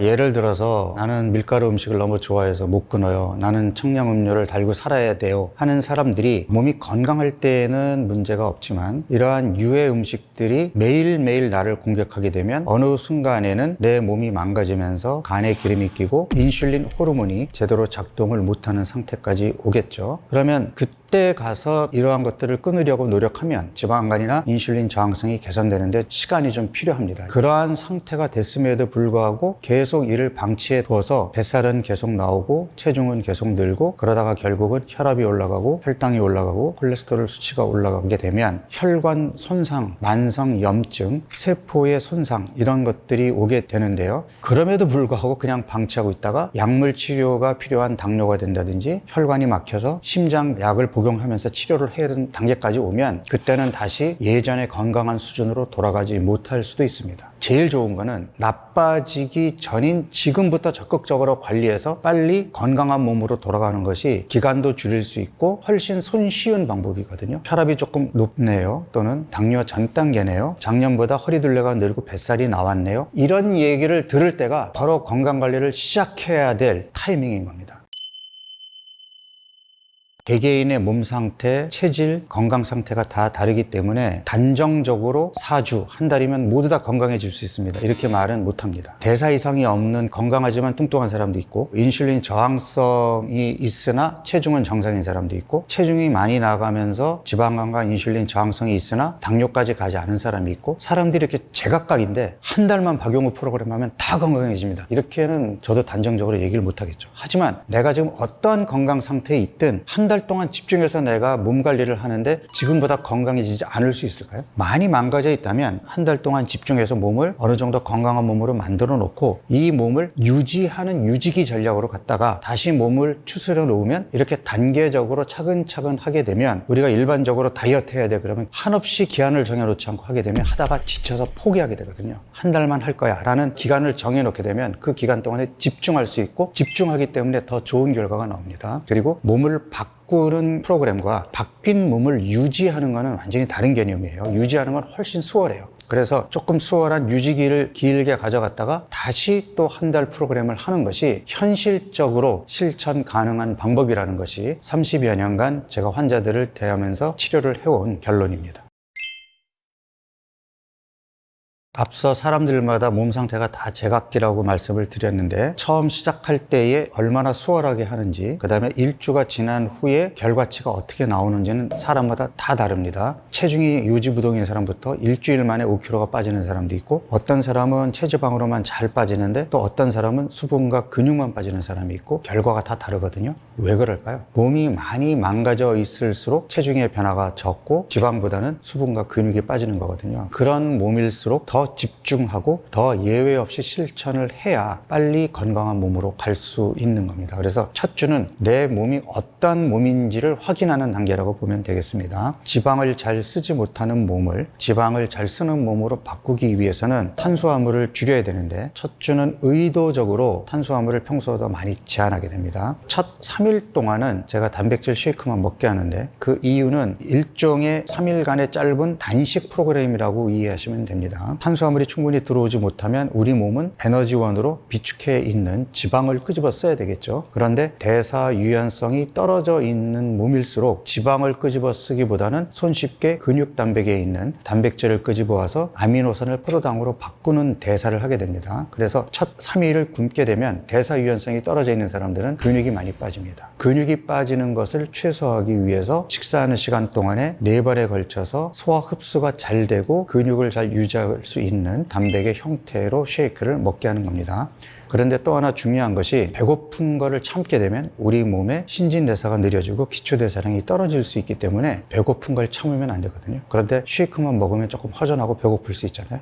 그래서 허용식품으로 채소와 두부를 선택하게 한 겁니다. 두부의 경우는 탄수화물도 적지만 단백질도 풍부하면서 상대적으로 소화 흡수가 잘 되기 때문에 많은 분들이 첫 3일 동안에 쉐이크 대신에 삶은 계란이나 단백질 음식을 먹으면 안 되냐는 질문을 많이 해오시는데, 위장관을 쉬게 해주자는 측면이 강하기 때문에 소화 흡수가 잘 되는 쉐이크를 권하는 겁니다. 그래서 본격적인 음식 섭취는 4일차부터 하게 됩니다. 3일 동안에 지방을 적극적으로 쓸 수 있는 몸으로 바꾸기 위한 전략, 위장관을 쉬게 해주는 전략을 쓰는 거고요. 4일째에는 하루 4번 식사에서 점심 한 끼를 일반식으로 전환하면서 탄수화물을 공급하게 됩니다. 탄수화물은 밥의 형태로 공급하게 되고, 채소와 단백질 반찬을 충분히 챙겨 먹으면서 단백질 섭취도 부족하지 않고 탄수화물도 적당히 들어오면서 근육 손실을 최소화하고 본격적으로 지방을 에너지원으로 쓸 수 있는 그러한 단계로 만드는 것입니다. 일단 첫 3일이 사실은 가장 힘듭니다. 특히 대사 유연성이 떨어져 있고 탄수화물 중독이 되어 있는 사람들은 일종의 금단 증상 때문에 두통이나 무력감이 심하게 나타날 수 있어요. 그런 경우에는 무리하게 3일 동안 단백질 쉐이크만 먹는 방법을 하지 마시고 바로 4일차 미션으로 넘어가셔도 됩니다. 이게 다이어트가 스트레스가 되면 체지방이 안 나와요. 점심 한 끼를 일반식으로 하는 단계로 넘어가셔도 문제는 없습니다. 그러면 두통이나 무력감이 사라지는 것도 경험하게 됩니다. 의도적으로 탄수화물을 제한하면서 몸에 붓기가 빠지게 됩니다. 그 다음에 우리가 설탕, 밀가루 같은 염증을 유발하는 음식들을 섭취하지 않게 되니까 몸에 있는 만성 염증이 개선이 되면서 몸이 훨씬 가벼워지겠죠. 그러한 느낌을 갖는 게 이제 첫 주에 실제적으로 느끼는 거고요. 첫 주의 결과는 사람마다 천차만별로 다릅니다. 체중의 변화가 크지 않는 사람, 상대적으로 지방보다는 근육이 많이 빠지는 사람, 이런 사람들이 있게 되는데, 내 몸이 그만큼 많이 망가져 있는 몸이구나, 기초대사량이 떨어져 있고 대사 유연성이 떨어져 있는 몸이구나, 이렇게 이해를 하고 더 적극적으로 운동 자극을 주고 금기 음식을 더 철저하게 제한하면서 몸에 좋은 음식을 잘 챙겨 먹어야 합니다. 첫 주부터 내가 욕심을 내서 운동 프로그램에 들어가게 되면 결과는 훨씬 좋아집니다. 탄수화물을 줄이거나 거의 먹지 않는 것도 보통 일이 아닌데, 운동까지 하라 그러면 더 힘들겠지만 첫날부터 운동을 시작하게 되면 우리 몸이 처음부터 지방을 끄집어 쓰는 게 아니라 근육 단백을 끄집어 쓰다가 지방을 쓰게 되는 스위치를 앞당길 수가 있어요. 바꿔 얘기하면, 운동을 안 했다면 지방보다는 근육이 더 많이 빠질 몸도 첫날부터 운동을 시작하게 되면 상대적으로 근육 손실이 줄어들고 지방이 더 잘 빠지게 됩니다. 2주차로 넘어가서는 1주차에서 지방을 잘 쓰지 못했던 우리 몸이 할 수 없이, 왜냐하면 탄수화물을 의도적으로 제한을 했으니까 비축해둔 지방을 끄집어 쓰는 모드로 바뀌었단 말이죠. 그러면 이번에는 활성화시킬 수 있게끔 해야 되겠죠. 그래서 2주차에는 아침과 오후 간식은 여전히 쉐이크 형태로 단백질을 공급하는, 그 다음에 점심, 저녁 두 끼는 일반식으로 채소와 단백질을 배고프지 않게 하루에 4번 단백질을 공급하고 충분히 챙겨 먹는 전략으로 가게 됩니다. 물론 물론 탄수화물은 밥의 형태로 점심 한 끼에 먹게 되겠죠. 콩류나 견과류가 허용이 되기 때문에 콩밥으로 드셔도 좋고, 오후에 단백질 쉐이크를 섭취할 때 견과류를 간식으로 함께 섭취를 해도 됩니다. 물론 샐러드를 먹는데 뿌려 먹어도 괜찮겠죠. 탄수화물의 허용량이 조금씩 늘어나면서 이제 본격적으로 체지방을 끄집어 써야 되는 그런 모드로 진입을 하는데, 이때 필요한 전략이 간헐적 단식입니다. 제가 지금 잘 챙겨 먹으라는 걸 강조했어요. 그래서 잘 챙겨 먹다가 간간히 굶는 간헐적 단식을 하는 겁니다. 처음에 적게 먹는 것과 굶는 것은 완전히 다른 얘기라고 했어요. 지속적인 저칼로리 다이어트와 달리 잘 챙겨 먹다가 간간히 굶는 간헐적 단식은 자가포식이라는 굉장히 우리 몸에 유용한 그런 효과를 내는 것뿐 아니라 우리 몸이 살짝 속아서 기초대사량이 떨어지는 것을 잡아줍니다. 지속적인 저칼로리 다이어트는 기초대사량이 떨어지기 때문에 결국 정체기가 오는데 반해서 매일 잘 먹다가 간간히 굶어주는 간헐적 단식이 들어가게 되면 기초대사량이 떨어지지 않기 때문에 지속적으로 체중과 체지방 감량이 일어나게 됩니다. 평소에 좋아했던 음식들이 이제 많이 당길 텐데요. 설탕이나 밀가루 음식, 과일도 포함이 됩니다. 제가 금기 음식을 절대 먹지 말라라고 얘기하는 이유는 중독성이 강합니다. 중독성이 강한 음식들은 아예 입에 대지 말아야지, 조금만 먹어야지 하고 입에 대는 순간 정신줄 놓고 실패하게 됩니다. 계속 강조하는 것이 예외가 없어야 된다. 금기 음식은 절대 먹으면 안 된다라는 걸 강조하는데, 그러면 사실은 채소와 단백질로 배불리 먹긴 해도 허전함이 있을 거예요. 그 허전함이 바로 탄수화물에 대한 욕구, 가짜 배고픔이거든요. 그럴 때는 허용식품 범위 내에서 가급적이면 배불리 먹으려고 노력을 해야 되고요. 플레인 요거트를 활용을 해도 됩니다. 생양배추나 데친 양배추를 찍어서 먹어도 좋고, 아쉬움은 있겠지만 단맛은 단맛을 부르기 때문에 내 몸이 단맛에서 조금 멀어질 때까지는 힘들어도 참아야 됩니다. 그래서 허전한 마음이 들 때는 허용식품 범위 내 음식들을 더 챙겨 먹으면서 몸을 달래시는 게 좋습니다.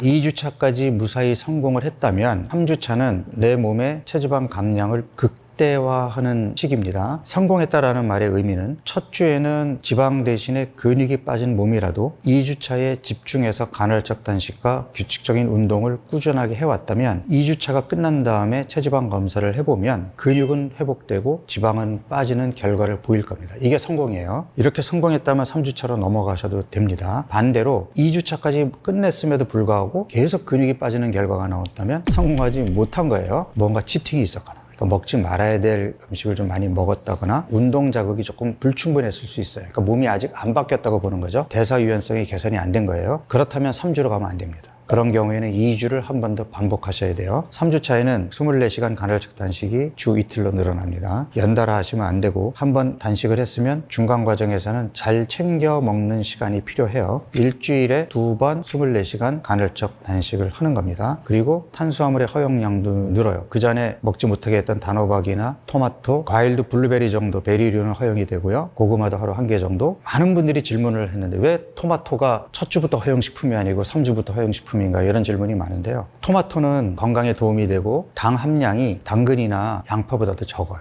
문제는 달달한 맛이 있기 때문에 단맛에 빠진 사람들은 토마토라도 먹어야 되겠다 그래서 토마토를 많이 드실 수 있거든요. 그래서 제가 못 먹게 한 거예요. 단 게 땡길 때마다 난 방울토마토를 먹겠어 하고 많이 드시는 것보다는 적당히 드시는 게 좋겠죠. 2주 차에 일주일 중에 하루를 24시간 단식을 했어요. 그러면 일주일 중에 하루는 한 끼밖에 안 먹은 거예요. 그럼 일주일치를 다 더해서 7로 나누면 하루에 먹은 평균 섭취량은 내가 배불리 먹었다고 하더라도 평균은 떨어지게 되거든요. 적게 먹은 효과가 나오는 거예요. 그런데 근육이 늘고 지방이 빠지거든요. 이게 간헐적 단식의 묘미입니다. 3주 차에는 일주일에 이틀을 24시간 단식을 하는데에도 불구하고 근육은 다시 더 회복되고 체지방은 더 많이 빠집니다. 신기하죠? 사실은 칼로리의 개념으로는 설명할 수 없는 우리 몸의 생리나 대사 과정을 제대로 이해해야만 설명이 가능한 그런 내용이에요. 그래서 3주차가 4주 프로그램에서 내 몸을 개선시키는 그런 속도를 가속화할 수 있는 그러한 단계라고 생각하고 집중을 해주시면 아주 좋은 결과가 나올 겁니다.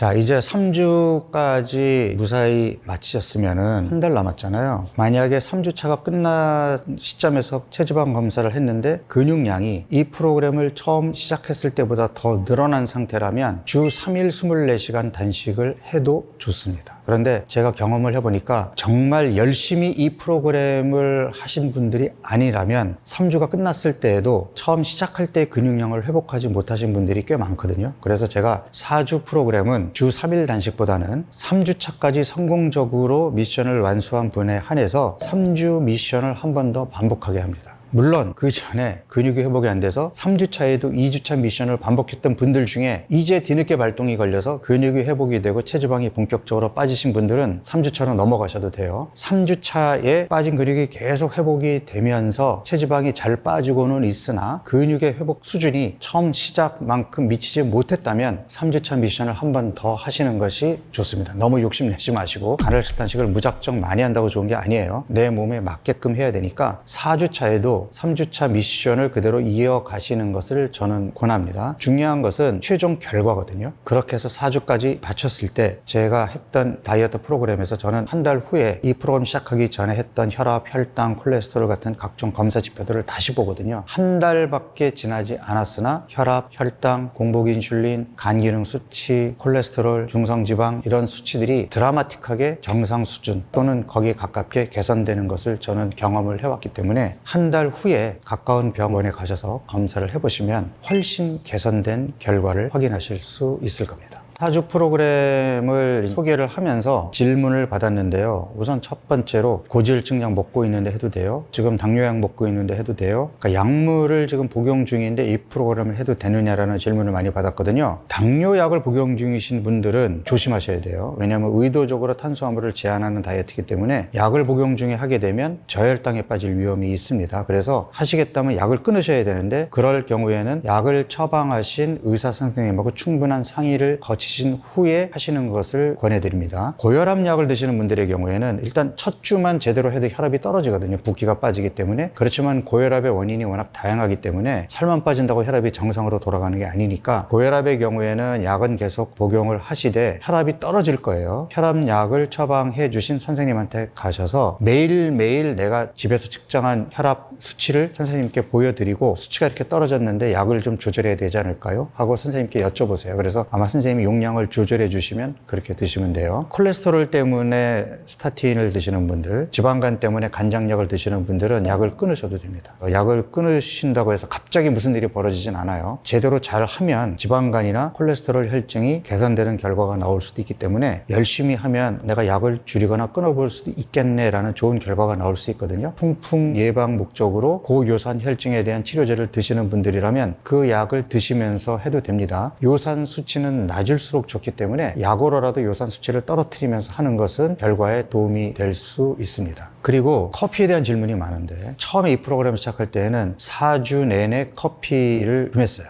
여기에는 여러 가지 의도가 있는데 중독성이 있는 음식, 설탕, 알코올, 카페인 이걸 한번 끊어보자는 거였는데 직장인들을 대상으로 이 프로그램을 하다 보니까 난리가 난 거예요. 첫 주만 커피를 끊게 하고 두 번째 주부터는 오전에 한해서 블랙커피를 한 잔을 허용을 했는데 커피를 끊게 한 제일 큰 이유는 수면의 질입니다. 커피를 자주 또는 많이 드셨던 분들은 숙면을 한 번도 취해보지 못했기 때문에 본인이 잘 자는 게 숙면이라고 착각하는 거예요. 커피도 끊어볼 수 있겠다 생각하시는 분들은 커피도 한번 끊어보시면 좋습니다.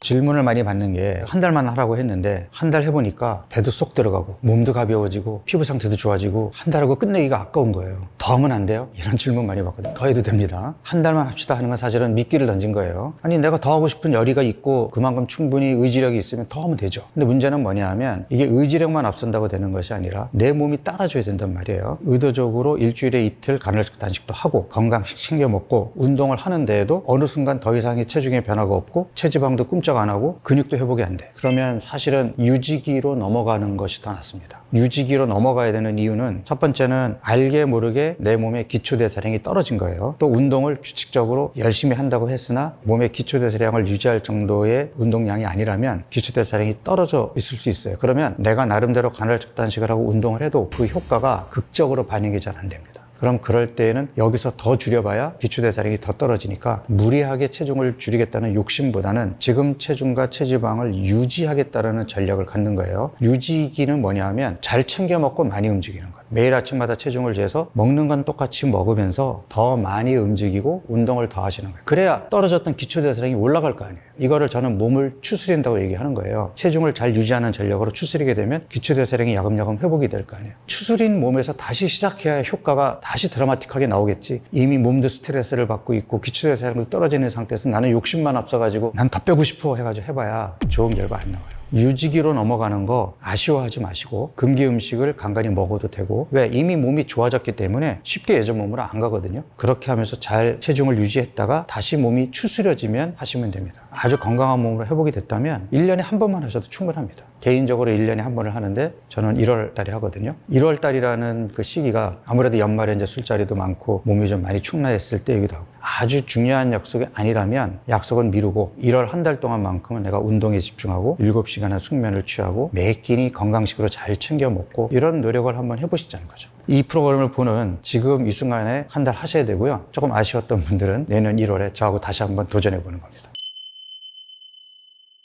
말 그대로 당뇨 대란입니다. 2020년 통계를 보면 30세 이상 성인 인구 600만 명이 당뇨로 진단을 받았어요. 2010년에 비해서 무려 2배가 증가한 수치입니다. 이게 2020년 통계니까 2024년인 지금은 600만 명보다 훨씬 더 많겠죠. 30세 이상 성인 인구 6명 중 1명이 당뇨고 65세 이상 노인 인구는 10명 중 4명이 당뇨입니다. 말 그대로 지금 당뇨 대란인데 더 큰 문제는 뭐냐면 당뇨 예비군들입니다. 당뇨 전 단계 또는 전당뇨라고 표현을 하는데 이게 정확한 통계에는 잡혀있지 않지만 대략적으로 우리나라 전체 인구의 약 1,500만 명 정도가 전당뇨라고 보고 있거든요. 그러면 인구의 2,000만 명 이상이 당뇨 또는 당뇨 전 단계인 상태에 있기 때문에 당뇨 대란이라는 말이 전혀 무색하지 않습니다. 현재 고혈압, 고지혈증, 고혈당 이 3고가 대표적인 생활 습관병이고 만성 질환인데, 이 중에 고혈압, 고지혈증은 그나마 병원에서 약물 치료로 비교적 조절이 잘 되고 있습니다. 그렇지만 고혈당, 당뇨병의 경우에는 약물만 가지고 해결이 안 됩니다. 환자 개개인의 식습관, 신체 활동량 이런 것들이 밀접하게 연관이 돼 있거든요. 그래서 치료가 어렵고 쉽게 당뇨 합병증으로 갈 수 있습니다. 이 당뇨 합병증으로 가게 되면 큰 혈관 손상으로 심근경색이나 또는 중풍, 치매로 갈 수 있고요. 작은 혈관 손상으로 당뇨병성 망막증이라든지 신경손상이라든지 또는 콩팥이 망가지는 평생 혈액 투석을 받아야 되는 이런 치명적인 합병증으로도 갈 수 있기 때문에 혈당 관리가 어떻게 보면 현대인의 건강관리 중에서 가장 중요하다고 볼 수 있습니다.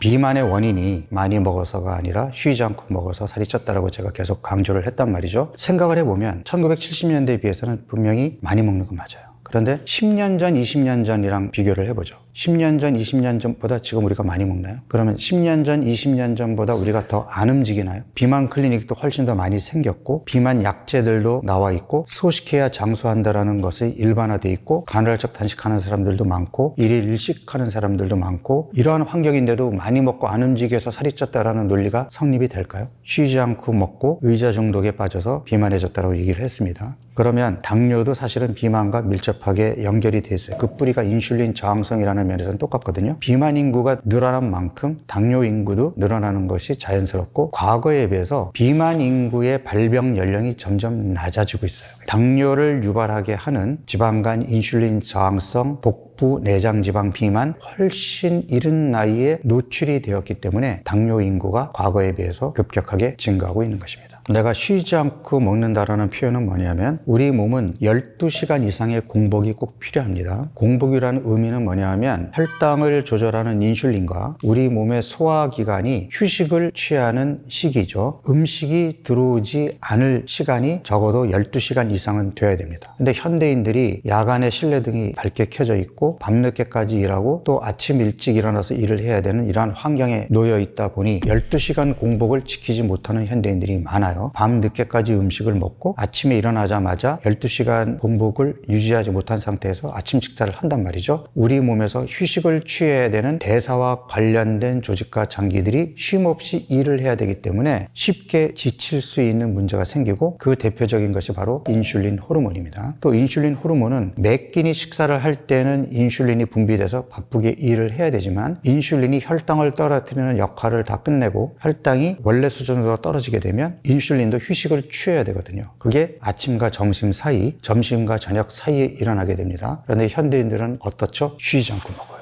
아침, 점심 사이에도 무언가 군것질을 하고 점심, 저녁 사이에도 무언가를 집어먹어요. 혈당이 올라갔다가 미쳐 떨어지기도 전에 또 올라가게 되잖아요. 그러면 인슐린이 휴식을 취할 수 있을까요? 저는 중간에 간식을 전혀 안 하는데요. 저는 하루 3끼만 먹습니다. 이렇게 얘기하는 사람들도 있겠죠. 근데 이런 분들의 특징이 하루 종일 앉아 있어요. 아침 먹고 올라간 혈당이 차로 이동하고 엘리베이터 타고 올라가서 하루 종일 책상에 앉아 있다면 떨어질까요? 떨어지기도 전에 점심시간이에요. 점심 먹고 올라간 혈당이 다시 엘리베이터로 이동해서 하루 종일 책상에 앉아 있다면 떨어질까요? 그리고 집에 걸어갔나요? 다시 차로 이동해서 집에서 또 밥을 먹고 계속 거실에 앉아 있고. 그러니까 내가 중간에 간식은 하지 않았으나 탄수화물을 신체 활동량보다 많이 먹어서 혈당을 높여놨는데 미쳐 떨어지기도 전에 또 그 다음 식사를 하게 되면 인슐린은 휴식을 취하기 어렵겠죠. 많이 먹어서가 아니라 쉬지 않고 먹는다라는 표현이 인슐린에게 휴식을 주지 않는 생활 패턴 때문에 제대로 작동을 못하는 결과, 즉 인슐린 저항성을 초래하게 된다는 얘기입니다.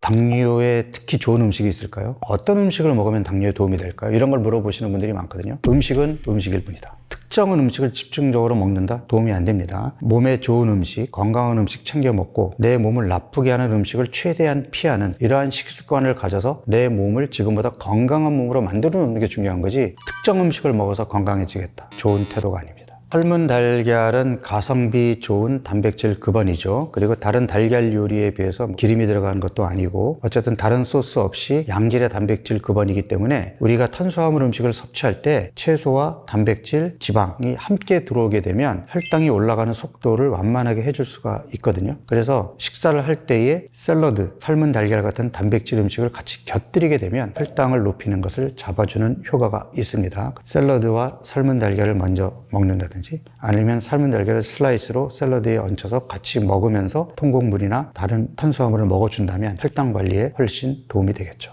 실제로 당근이 좋으냐는 질문을 많이 받게 되는데 그 이유는 뭐냐면 채소 중에서 당근이 상대적으로 당 함량이 조금 높거든요. 그런데 당 함량이 조금 높더라도 역시 채소입니다. 그러니까 식이섬유가 풍부하고 비타민, 미네랄이 풍부하기 때문에 당근은 당뇨 환자에게 아주 좋습니다. 그리고 당근 같은 경우에는 파이토케미칼이 아주 풍부한데 당뇨병성 망막증을 예방하거나 개선해주는 효과가 있어서 아주 도움이 되고요. 또 식이섬유가 풍부하기 때문에 인슐린 저항성이 생기지 않게끔 혈당이 천천히 오르게끔 도와주는 그런 효과가 있어서 당근을 섭취하는 것은 아주 도움이 됩니다. 당근 같은 경우에는 뭐 한없이 많이 먹을 수는 없으니까 어떤 분들은 당근을 통째로 갈아서 주스로 먹어도 되나요? 사실 과일은 주스로 만들게 되면 당 함량이 증가하게 되고 당 흡수가 올라가게 돼서 좋지 않을 수 있지만 당근의 경우에는 갈아도 당 지수가 많이 올라가지 않기 때문에 당근은 주스로 드셔도 상관이 없습니다. 달걀에 대해서도 특히 노른자에 대한 질문을 많이 하는데 노른자에 콜레스테롤이 많은 게 문제가 되지 않나요? 콜레스테롤이 높은 사람들에게는 조금 문제가 될 수 있을지 모르나 그렇지 않은 사람들의 경우에는 하루 2개 그리고 일주일에 한 12개까지는 문제가 없다라는 연구 결과들이 있고 달걀 노른자에 포화지방도 있으나 불포화지방산이 많고 또 루테인이라든지 우리 뇌 건강이나 면역에 도움이 될 수 있는 그러한 성분들이 많이 들어있기 때문에 달걀 노른자도 함께 드셔도 전혀 문제가 되지 않습니다.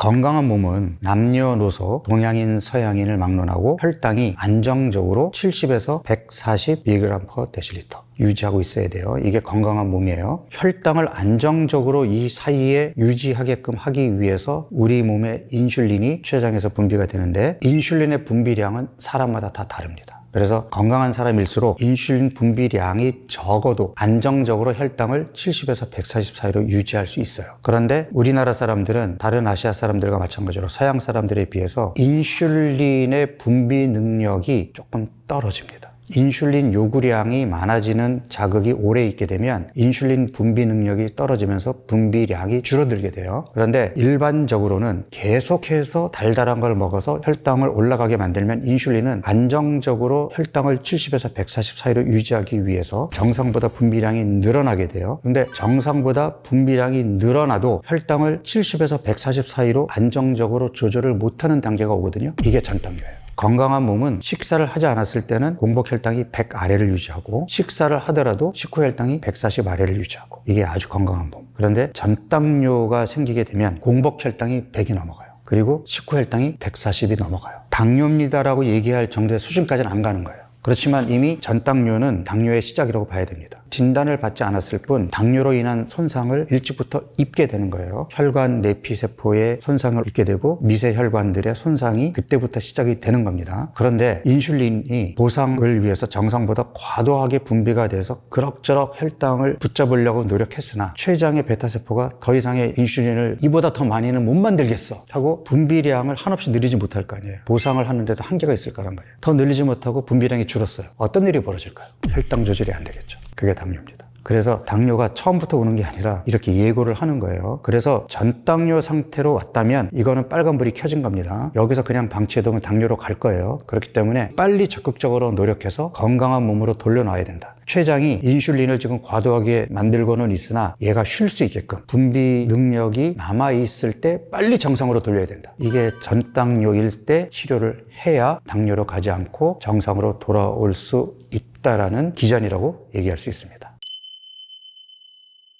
혈당 스파이크라고 하는 것은 혈당이 순간적으로 확 올라갔다가 뚝 떨어지는 상태를 이야기하는데 사실 과거에는 혈당 스파이크라는 단어가 없었어요. 이 혈당 스파이크라는 말이 나타나게 된 것은 의료기술이 발달하면서 연속 혈당 측정기라는 것이 생깁니다. 과거에는 공복 상태에서 체열을 해서 공복 혈당을 체크하고 식사를 하고 나서 2시간 후에 체열을 해서 식후 2시간 혈당을 체크해서 100 미만이냐 140 미만이냐를 봤단 말이에요. 근데 이제는 연속 혈당 측정기를 몸에 부착해 놓고 24시간 혈당을 감시할 수 있게 됐어요. 그러다 보니까 공복 혈당은 100 아래였는데 아침 식사를 할 때에 혈당이 갑자기 200으로 확 올라갔다가 뚝 떨어졌어. 그러니까 식후 2시간 혈당은 정상인데 식후 사이에 혈당이 확 올라갔다 떨어졌다. 이게 혈당 스파이크거든요. 이 혈당 스파이크는 젊고 건강한 사람에게는 잘 나타나지 않지만 어쨌든 인슐린이 조금만 피곤해져도 혈당 스파이크가 생길 수가 있어요. 혈관 내피세포 손상을 유발하고 혈관 건강에 굉장히 안 좋기 때문에 혈당 스파이크가 생기면 안 됩니다. 제일 좋은 거는 여러분들도 연속 혈당 측정기를 구입해서 한번 착용해보고 내가 평소에 좋아하는 음식들을 먹어가면서 혈당 스파이크가 생기는지 보는 거예요. 제일 확실합니다. 밀가루 좋아하고 과일 좋아하고 그래도 혈당이 안정적인데요? 아니에요. 아닐 수 있어요. 혈당이 200 이상 올라가는 걸 아마 쉽게 보시게 될 텐데 혈당 스파이크를 예방하기 위해서는 첫 번째로 혈당을 급격하게 높이는 음식을 최대한 피해야 됩니다. 그게 뭐가 있죠? 설탕, 밀가루죠. 그래서 청량음료라든지 도넛, 케이크, 혈당 스파이크를 일으킬 수 있기 때문에 주의해야 됩니다. 그 다음에 혈당 스파이크를 막을 수 있는 현실적으로 실천 가능한 방법이 뭐냐면 탄수화물을 공복에 먹는 것이 아니라 채소와 단백질 음식으로 약간 배를 채운 후에 탄수화물을 먹는 겁니다.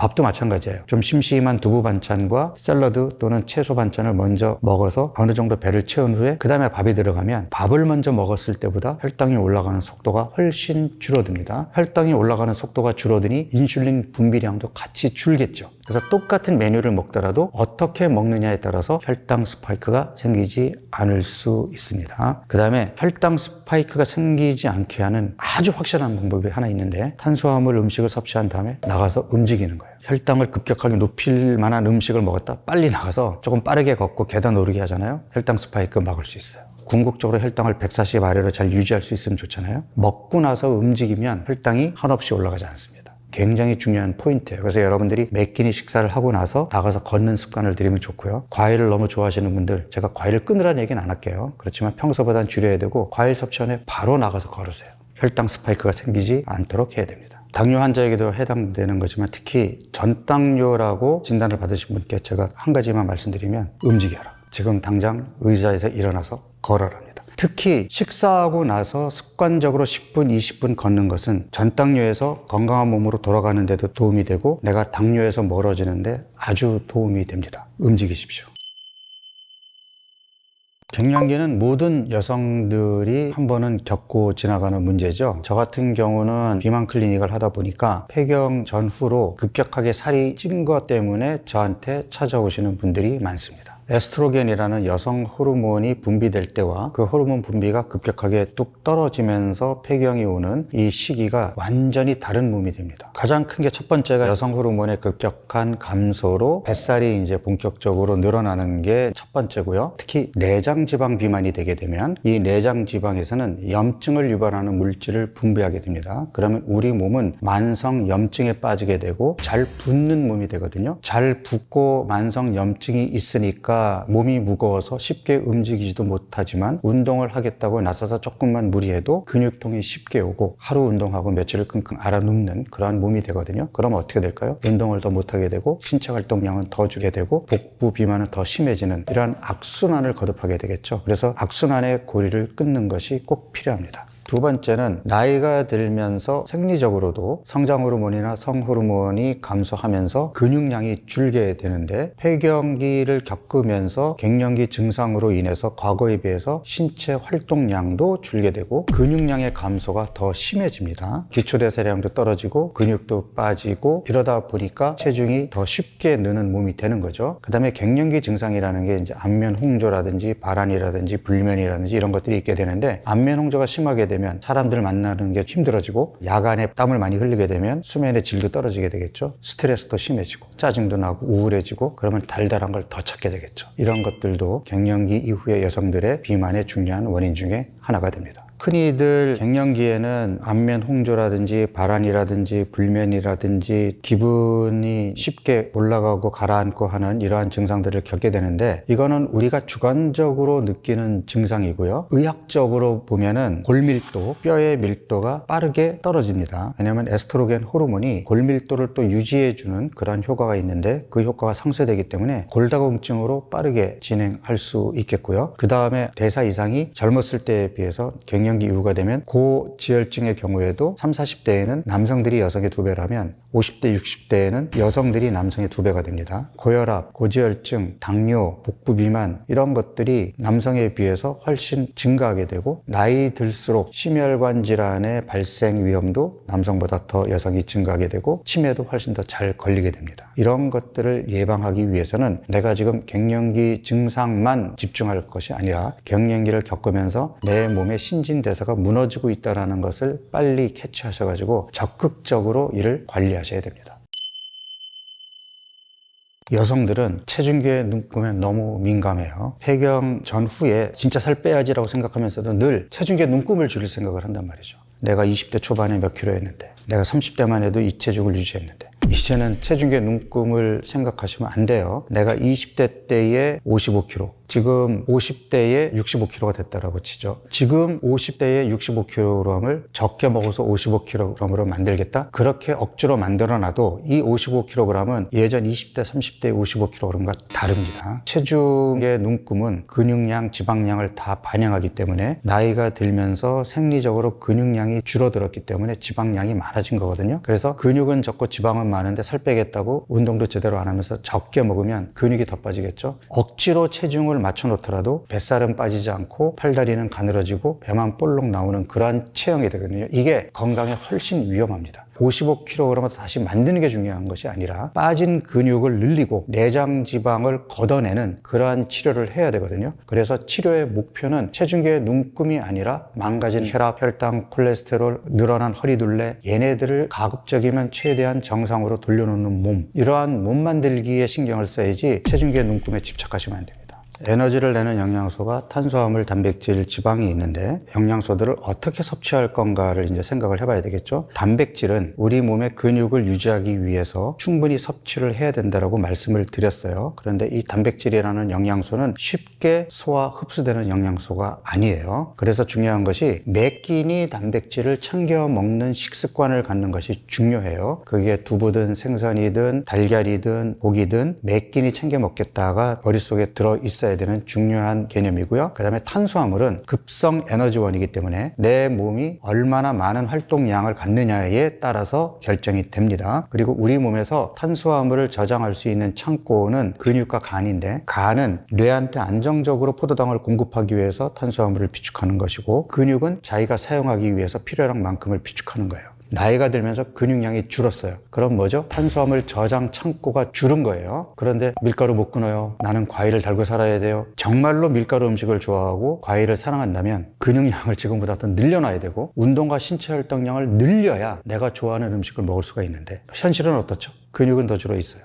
신체 활동량은 더 떨어져 있어요. 이제는 양보하셔야 됩니다. 나이 들어서 내 건강을 챙기기 위해서는 과감하게 혈당을 급격하게 높이는 음식, 탄수화물을 줄여야 돼요. 그리고 탄수화물도 기왕이면 정제 가공한 게 아니라 있는 그대로의 탄수화물이죠. 밥은 이게 현미밥이든 잡곡밥이든 흰쌀밥이든 저는 크게 가리지 말라고 말씀드리는 게, 밥은 혼자 오지 않아요. 반드시 채소와 단백질 반찬이 같이 오거든요. 그래서 면이나 빵을 먹는 것보다는 채소와 단백질을 더 잘 챙겨 먹을 수 있게 만들기 때문에 저는 흰쌀밥도 용서가 된다라고 얘기를 해요. 통곡류 위주로 적절하게 먹고, 단백질은 잘 챙겨 먹고, 좋은 지방으로 잘 챙겨 먹어라. 칼로리 생각하지 말고 올리브오일, 들기름, 견과류, 등푸른 생선, 아보카도, 이런 좋은 지방은 칼로리 높으니까 적게 먹어야지 이런 생각하지 말고 충분히 섭취해라. 매 끼니 잘 챙겨 먹으려고 노력하는 것이 좋은 식습관입니다. 탄수화물 음식, 특히 이제 설탕, 흰 밀가루, 과일도 마찬가지인데, 이런 음식들은 약간의 중독성이 있거든요. 알게 모르게 스트레스를 받을 때마다 이러한 음식들을 먹었다면 몸속에 이게 각인이 돼 있기 때문에, 그러니까 내 몸에서 스트레스 호르몬이 올라가게 되면 나도 모르게 과일을 먹게 되거나 아니면 빵을 입에 대고 있는 자신을 발견하게 될 텐데, 고리를 끊는 게 쉽지 않습니다. 또 나이 들면 들수록 중독은 더 심해지고 의지력은 더 약해지니까 사실은 끊기가 쉽지 않거든요. 무조건 안 먹겠다라고 하기보다는 현재 주어져 있는 스트레스를 적절하게 관리하는 것이 더 중요합니다. 스트레스를 안 받고 살 수는 없어요. 그렇지만 바로바로 떨쳐내고 이겨낼 수 있는 힘을 이제는 키워야 됩니다. 남의 눈을 의식하지 말고 나를 더 사랑하고 내 몸을 더 사랑하는 그런 마음가짐, 생각의 전환도 필요합니다. 그래서 스트레스를 받았을 때 바로 떨쳐낼 수 있는 회복 탄력성을 가져야 궁극적으로 달달한 음식에서 멀어질 수 있는 거예요. 제일 큰 걸림돌이 만성 스트레스와 우울증이거든요. 그러한 환경을 만들지 않도록 노력하는 게 중요하지, 이미 스트레스로 꽉 차 있고 나는 우울해 죽겠는데 빵 먹지 말라 그랬어, 과일 먹지 말라 그랬어, 더 화가 나고 더 스트레스 받고 더 우울해지거든요. 그렇게 하시면 안 돼요. 너무 우울하고 너무 스트레스가 심한 상태에서는 무리한 다이어트는 하지 않는 게 더 나을 수 있어요. 그러니까 그런 경우에는 다이어트를 조금 뒤로 미루시고, 기본적으로 지금 우울감에서 벗어나고 스트레스를 떨쳐버릴 수 있는 그러한 마음가짐일 때 다이어트를 시작하시는 게 좋습니다.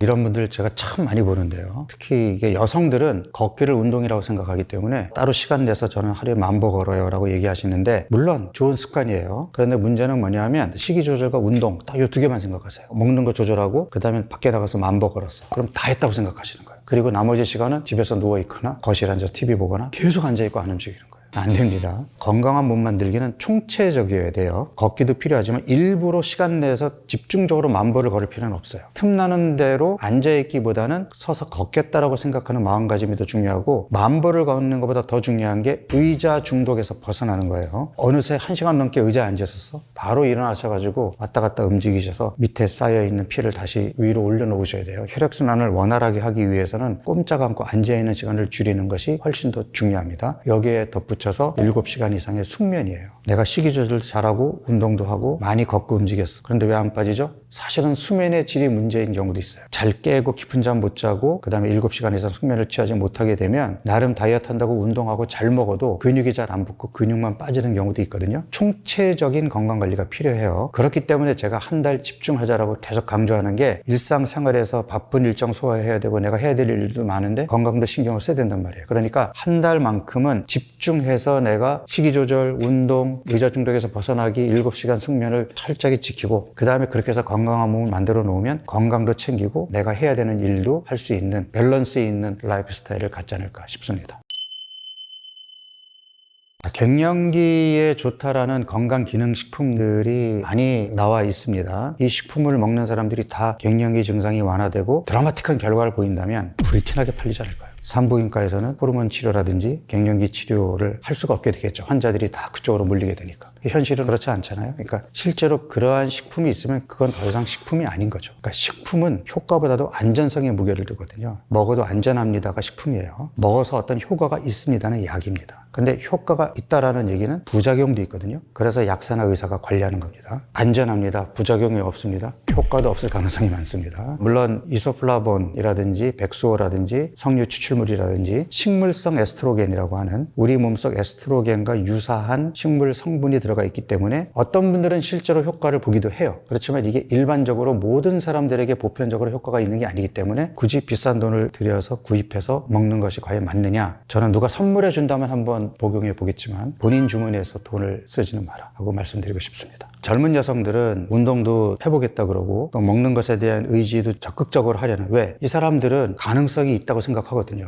열심히 하면 다시 예전에 날씬한 몸매로 돌아가서 굉장히 적극적으로 참여를 하거든요. 근데 갱년기 이후 중년 여성들은 동기부여가 약해요. 일단 엄두가 안 나는 거예요. 운동하기 진짜 싫은데 운동해야 된다 그러고 빵 진짜 끊기 싫은데 빵 끊어야 된다 그러고 과일도 끊기 싫은데 과일도 먹지 말라 그러고 저한테 오면 제가 그런 거 다 못 먹게 하니까 동네 병원에 가서 주사를 맞죠. 주사만 놔주면 알아서 체중계 눈금이 줄어드니까 과연 그렇게 해서 체중을 줄였을 때 그 결과는 어떻게 나올까요? 처음에 강조했던 건강한 몸 지금보다 근육이 늘고 내장지방, 뱃살이 빠지고 이러한 몸으로 바뀌었을까요? 잘못된 식습관을 그대로 유지하고 운동도 안 하고 주사 맞고 입맛이 떨어지니까 식사량을 더 줄이고 그럼 근육은 더 빠질 수밖에 없거든요. 주사를 딱 끊으면 다시 식욕이 돌아오면서 체중이 늘겠죠. 뭐가 느는 거죠? 지방이 늘고 뱃살이 느는 거잖아요. 그럼 이런 것들을 반복하게 되면 근육은 더 빠지고 지방은 더 늘겠죠. 나중에 최종 종착역은 어딜까요? 당뇨나 심혈관 질환으로 가게 되겠죠. 오히려 이러한 다이어트를 하기 전보다 더 빨리 갈 수도 있어요. 그나마 식욕 억제제를 처방받지 않고 잘 먹기라도 했으면 근육 손실을 줄일 수도 있을 텐데 체중을 줄이고 싶은 욕심에 무리하게 약을 써서 확 빠졌다가 쪘다를 반복하면서 근육량은 더 줄이고 뱃살은 더 느린다면 다이어트를 하지 않았을 때보다 이러한 질병으로 갈 수 있는 위험이 훨씬 높아집니다. 생각을 잘 하셔야 돼요. 체중계 눈금이 목표가 아니라 건강한 몸, 근육은 지금보다 늘리고 뱃살은 빼는 몸이 목표가 되어야 됩니다. 흔히 얘기하는 것 중에 이런 게 있죠. 피할 수 없다면 즐겨라. 갱년기 피할 수 있을까요? 지금 우리 자녀들의 사춘기도 못 피하는데 갱년기는 어쩔 수 없어요. 우리가 한 번은 겪어야 돼요. 그렇다면 이걸 가지고 스트레스를 받기보다는 오히려 갱년기로 인해서 내 건강을 다시 돌이켜보고 어느새 이렇게 배가 나오고 몸이 망가졌네. 지금부터라도 다시 내 몸 관리를 해서 예전의 건강한 몸을 되찾아야지. 이런 계기가 된다면 여러분들의 노년의 삶의 질은 지금보다 훨씬 높아지고 윤택해질 것입니다. 안녕하세요. 지식한상 구독자 여러분 반갑습니다. 가정의학과 전문의 박영우입니다. 제가 이제 점심시간이라 점심 식사를 하러 갈 예정인데요. 어떤 걸 먹는지 궁금하시잖아요. 저를 따라오시죠. 이렇게 메뉴가 많은데 막상 좀 건강식으로 챙겨 먹겠다라고 얘기할 메뉴가 그렇게 많지가 않아요. 계란이나 참치는 좋은데 라면이고 나트륨이 많고 면 종류고 찾기가 쉽지가 않아요. 쭈꾸미 삼겹 비빔밥을 하겠습니다. 오늘은 맛있게 드세요. 기본적으로 매 식사에 채소와 단백질 음식이 있는 것을 강조하고요. 점심 식사에서 탄수화물을 밥의 형태로 먹게 되니까 밥이 꼭 들어와야 되겠죠. 가급적이면 밥은 반 공기를 넘지 않는다라는 게 나의 원칙이고, 다만 내가 오늘 식사 후에 이제 운동을 해야 된다든지 좀 움직임이 많고 활동량이 많다 그러면 밥을 한 3분의 2 정도까지 먹습니다. 밥 양은 나의 오늘 신체 활동량에 맞게끔 조절을 합니다. 채소와 단백질을 아무래도 챙겨야 된다고 생각을 하다 보니 쌈밥이나 아니면 이런 비빔밥을 택하게 되거든요. 비빔밥은 어쨌든 이 안에 채소들이 있으니까 채소들을 활용할 수 있고, 비빔밥 중에도 상대적으로 단백질을 좀 공급받을 수 있는 그런 메뉴를 고르는데, 오늘 선택한 메뉴가 그다지 많이 좋아하는 건 아니에요. 앞서 메뉴판을 쭉 봤지만 원하는 그런 기준을 충족할 수 있는 메뉴가 그다지 많지 않았기 때문에 이걸 택했던 겁니다. 안타까운 게 젊은 직장인들이 많다 보니까 여기 있는 매 식당들의 주요 메뉴들이 양념이 엄청 셉니다. 거의 단짠이에요. 달거나 짜거나 그래야 젊은 친구들이 찾으니까. 앞서도 잠깐 봤지만 튀김, 그 다음에 면, 인스턴트가 같이 들어가 있는 뭐 햄, 소시지 메뉴들이 많은데, 그런 음식 음식들은 알게 모르게 중간 간식으로 많이 먹게 되기 때문에 그런 부분이 좀 아쉬워요. 그러니까 군것질 할 때도 단짠인데 식사할 때만큼은 싱싱한 채소와 단백질을 조금 많이 챙겨 먹었으면 좋겠다 하는 아쉬움이 좀 있죠. 얼마나 먹느냐를 칼로리를 계산하지 말고 내 몸에 맞추라라고 얘기한단 말이에요. 포만감을 느끼면 수저를 내려놓으면 되는 거예요. 그 포만감을 느끼는 정도는 사람마다 다 다릅니다. 건강한 사람일수록 적게 먹어도 포만감을 느껴요. 반대로 살이 많이 쪄 있는 사람일수록 여분의 에너지가 많을 것 같은데 그런 사람들은 훨씬 더 많이 먹어요. 포만감을 주는 신호가 둔감해 있기 때문이거든요. 그 다음에 먹는 방식도 중요한데 이 메뉴를 가져온 이유는 저는 처음부터 밥을 먹을 생각이 없어요. 이 안에 있는 쭈꾸미부터 먹을 생각이거든요. 쭈꾸미와 고기를 조금 먹어서 배를 조금 채운 다음에 그 다음에 여기 있는 채소와 밥을 비벼서 비빔밥의 형태로 그 다음부터 밥을 먹을 거예요. 무슨 말이냐면 처음부터 탄수화물 음식을 집어넣는 것이 아니라 채소와 단백질 음식으로 배를 깔아준 후에 그 다음에 밥을 먹게 되면 포만감이 빨리 찾아옵니다. 우리 몸에 포만감을 주는 거는 채소와 단백질이거든요. 탄수화물은 상대적으로 포만감이 적게 오기 때문에 탄수화물 음식을 먼저 먹게 되면 내가 포만감을 느끼기 이전에 이미 과식해 있을 가능성이 높아요. 식사의 순서는 채소와 단백질을 먼저 먹고 그 다음에 탄수화물을 먹는다. 이렇게 먹으면 적절히 포만감을 느끼면서 많이 먹지 않아도 수저를 내려놓을 수 있고요. 음식을 먹는 속도도 중요해요. 급하게 허겁지겁 먹게 되면 내 몸의 생리적인 포만감을 느끼기 전에 과식할 수 있기 때문에 천천히 먹는 습관도 함께 곁들이면 좋습니다. 여기 보면은 이 쭈꾸미에도 지금 양념이 엄청 들어가 있거든요. 이 양념이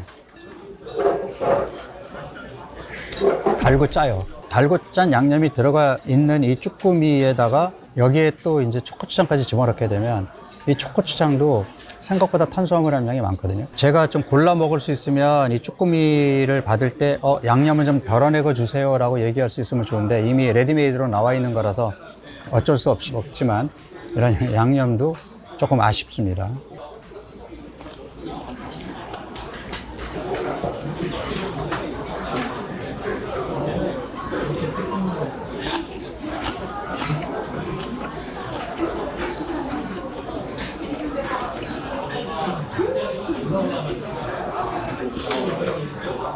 여기에 있는 음식 중에서 지금 혈당을 가장 빠르게 올리는 거는 밥이죠.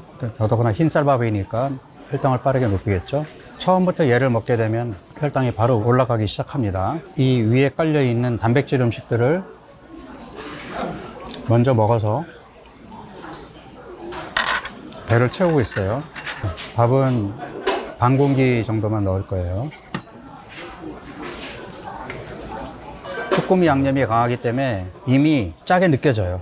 짠 음식은 계속 밥을 부르기 때문에 가급적이면 양념은 세지 않게 먹는 게 좋습니다. 저뿐 아니라 대부분의 직장인들이 하루 3끼 중에 최소 1끼에서 2끼는 외식을 하게 된단 말이죠. 그러면 집에서 집밥을 먹는 게 아침 식사가 주로일 텐데 아침부터 진수성찬으로 차려 먹기는 쉽지 않단 말이죠. 그러면 바깥에 외식으로 내 몸에 필요한 영양소들을 얻어야 되는데 사실 우리 현대인들이 부족한 게 신선한 채소거든요. 그래서 신선한 채소가 들어있는 메뉴가 제가 가장 선호하는 메뉴입니다. 만약에 쌈밥 같은 게 있으면 제가 우선적으로 선택할 수 있는 메뉴가 되겠죠. 그 다음에 또 하나가 양질의 단백질인데 사실은 단백질 음식은 많아요. 그렇지만 양질의 단백질이라는 것은 간이 되어 있지 않고 상대적으로 포화지방이 적은 그런 단백질인데 그것도 찾기 쉽지 않아요. 생선구이, 대구질이라든지 순두부라든지 뭐 이런 정도의 음식이면 모르겠는데 이런 음식들은 자극적이지 않다 보니까 이렇게 식당들이 경쟁적으로 직장인들의 눈길을 끌어야 되는 곳에서는 단짠, 맵고 자극적인 음식들을 직장인들이 선호하다 보니까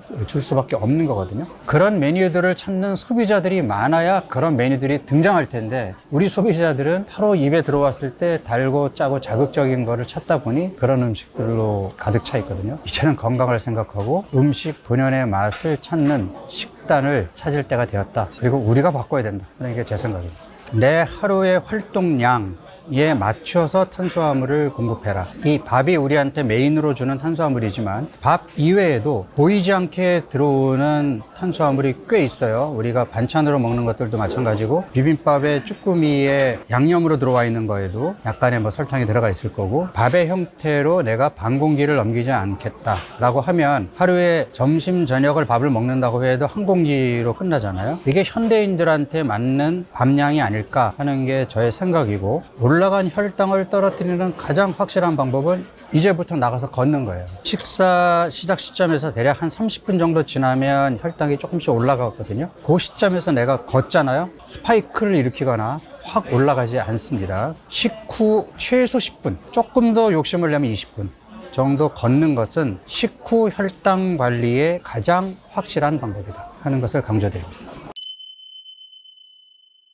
혈당을 가장 빠르게 낮출 수 있게 하는 방법이 근육을 활용하는 겁니다. 우리 몸에서 적극적으로 포도당을 에너지원으로 쓸 수 있는 것이 근육이기 때문에 굳이 운동이 아니더라도 신체 활동을 하는 것만으로도 근육은 적극적으로 포도당을 사용합니다. 실제로 근육이 후 혈당의 70에서 80%를 잡아주는 것으로 되어 있는데, 혈당을 조절하는 대표적인 기관, 조직이 근육, 피하 지방 조직, 간이거든요. 근육이 충분히 식후 혈당을 잡아주게 되면 그 나머지 피하 지방 조직과 간이 해결하면 되기 때문에 간과 피하 지방 조직이 갖는 로딩이 상대적으로 훨씬 줄어들겠죠. 식사가 끝나기가 무섭게 엘리베이터 타고 올라와서 사무실에 앉았다. 근육 활동이 없다. 그러면 올라간 식후 혈당의 상당 부분을 피하 지방 조직과 간이 처리해야 됩니다. 혈당도 쉽게 떨어지지 않을 뿐더러 지방간과 체중 증가의 중요한 원인이 됩니다.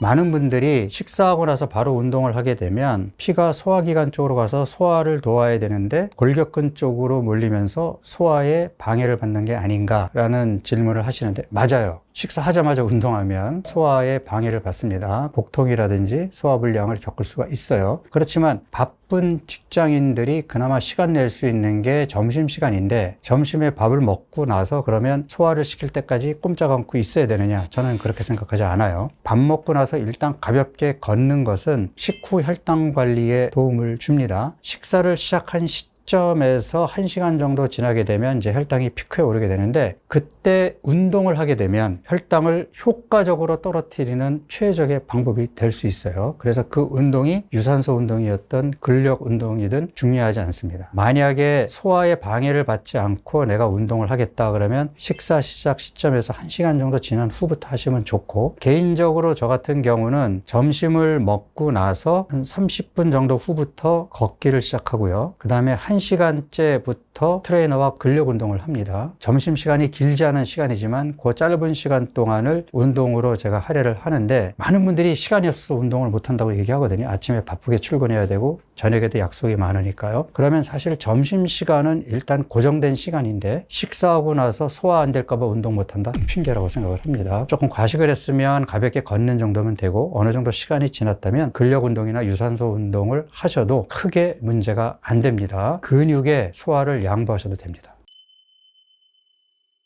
어려운 질문인데, 첫 번째 식사에서부터 혈당을 빠르게 높이는 음식을 먹는 것은 하루 종일 탄수화물을 찾게 만드는 증상을 초래하기 때문에 바람직하지 않습니다. 주로 이제 아침 식사를 뭐 과일이나 콘프레이크나 빵이나 이런 걸로 시작하시는 분들은 반응성 저혈당 때문에 중간에 쉽게 배가 고프고 또 탄수화물을 찾게 되는 악순환을 거듭할 수 있기 때문에 바람직하지 않은데, 아침을 거르고 점심에 첫 번째 식사를 한다고 했을 때는 인슐린이 오랫동안 휴식을 취한 상태이기 때문에 아침 식사와 마찬가지로 탄수화물이 많은 음식, 그게 밥이 아니라 면이나 빵이나 이런 종류의 음식이면 혈당 스파이크가 훨씬 더 자주 일어날 가능성이 높아요. 점심 식사가 첫 번째 식사가 되는 경우라도 채소와 단백질 음식으로 조금 배를 채우고 탄수화물 음식이 나중에 들어오는 것이 혈당 스파이크를 예방할 수 있는 방법입니다. 중요한 거는 저탄고지라는 식단이 아니라 시작부터 혈당을 높이는 음식으로 시작하는 것은 인슐린 측면에서 볼 때 조금 불리할 수 있다 하는 것을 생각해야 됩니다. 직장인들에게 커피는 생명수죠. 출근하자마자 커피부터 찾는데 사실은 커피가 수면의 질을 떨어뜨리는 중요한 요인 중에 하나입니다. 개인적으로 제가 8월 한 달 다이어트를 할 때는 술만 끊은 게 아니라 커피도 끊었거든요. 그러면서 좋아졌던 증상이 7시간 숙면이 가능해졌다는 거죠. 제가 그 전에 술과 커피를 마실 때는 4시간 후에 깨서 화장실을 다녀와서 다시 잤거든요. 그 증상이 없어졌어요. 2주 전 주말에 골프 라운딩을 나갔는데 습관적으로 아무 생각 없이 아이스 아메리카노 실어주니까 마셨단 말이에요. 다이어트 기간 중에 커피 끊기로 했는데 근데 어쩔 수 없이 마셨어요. 그날 밤 여지없이 중간에 깨서 화장실을 갔습니다. 나는 커피 많이 마셔도 잘 자요라고 얘기하시는 분들은 한 번도 숙면을 취해본 경험이 없기 때문에 비교 대상이 없는 거예요. 내가 끊었으면 훨씬 잘 잘 수 있는 거를 안 끊어봤기 때문에 모르는 거거든요. 어쩔 수 없이 일의 능률을 올리기 위해서 오전 중에 커피 마시는 것은 좋을 수 있으나 점심 먹고 커피 한 잔 했으면 그걸로 그날 커피는 끝내시는 게 좋고, 요즘에는 커피가 테이크아웃 형태로 나오잖아요. 하루 종일 앉아서 일했잖아요. 앉아서 식사했잖아요. 커피잔 들고 친구들과 걸으면서 대화를 나누는 그런 커피 문화로 여러분들이 앞장서서 바꿔보시기 바랍니다. 제가 개인적으로는 해마다 1월 달에 4주 프로그램을 저 스스로에게 적용을 합니다. 1월 한 달 동안은 가급적이면 사람들하고의 만남도 피하고 술 끊고 평소 하던 운동을 조금 늘려서 운동 더 하고 저녁에 만나는 자리가 없다 보니까 일찍 자고 일찍 일어나는 습관을 가지면서 7시간 이상의 숙면을 취하려고 노력하고, 이렇게 한 달만 집중하면 내 몸이 좋아지는 것을 느낍니다. 건강검진을 받아보면 모든 검사들이 다 정상으로 나오죠. 해마다 이런 루틴을 계속해 왔는데 내가 몸소 한번 실천해서 그 결과를 보여주면 어떨까 하는 생각을 하게 되었습니다. 그래서 올해는 8월 한 달 4주 프로그램을 한 번 더 했습니다. 1년에 2차례를 한 셈이 되는 거죠. 8월 1일부터 시작해서 어저께까지 다이어트를 끝냈고 인바디 검사로 확인을 했거든요. 결과를 보고 깜짝 놀랐습니다.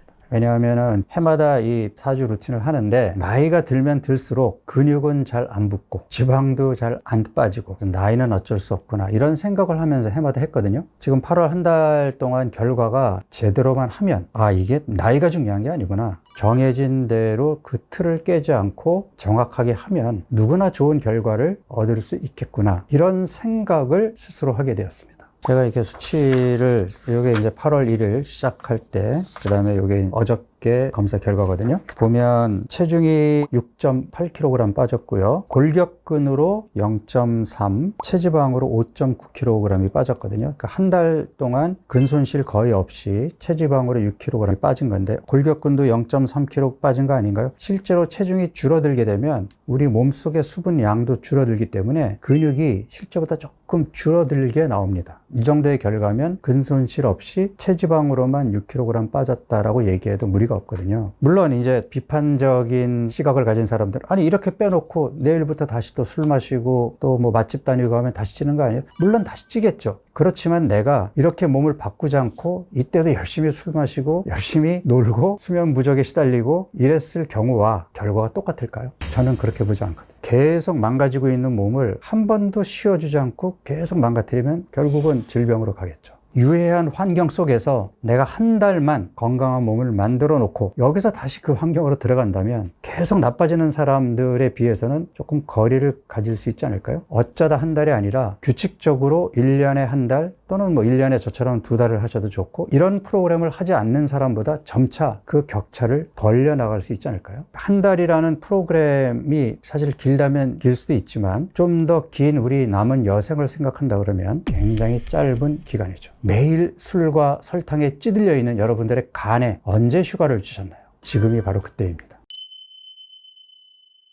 4주 짧지 않냐고요? 짧지 않습니다. 3주 동안만 집중적으로 관리해도 드라마틱하게 바뀝니다. 개인 차이를 감안해서 4주 프로그램을 만든 겁니다. 건강 하나 체중만 많이 나가는 사람도 있고, 이미 지방간 인슐린 저항성이 온 사람도 있고, 사람들의 몸 상태는 제각각이에요. 그런데 이런 분들에게 동일한 처방을 내리면서 동일한 결과를 얻겠다? 논리적으로 말이 안 되는 얘기죠. 가급적이면 보편적이면서 모든 사람들한테 적용 가능한 프로그램을 만들려고 했던 것이 박용우의 스위치 온 다이어트 4주 프로그램입니다. 당뇨약을 많이 드시고 있는 분들 제외하고는 어느 누구도 해볼 수 있는 프로그램이라고 말씀드릴 수 있습니다. 가장 효과를 많이 볼 수 있는 분들은 지방간 인슐린 저항성을 가지고 있고 그것 때문에 배가 나오고 젊었을 때에 비해서 살이 많이 찐 사람들, 하지만 아직 당뇨병이나 심각한 혈관 합병증까지 이어지지 않은 분들, 4주 프로그램만 제대로 해도 치료가 됩니다. 예전의 건강한 몸으로 돌아올 수 있어요. 물론 몸이 많이 나빠지신 분들은 4주 프로그램을 한번 하시고 몸을 조금 추스렸다가 다시 한번 하시면 됩니다. 1년 동안에 내가 중간중간에 유지기를 가지면서 4주 프로그램을 2번 또는 3번 하시면서 내가 원하는 건강한 몸으로 돌아갈 수 있겠다라는 결심만 있다면 충분히 가능합니다.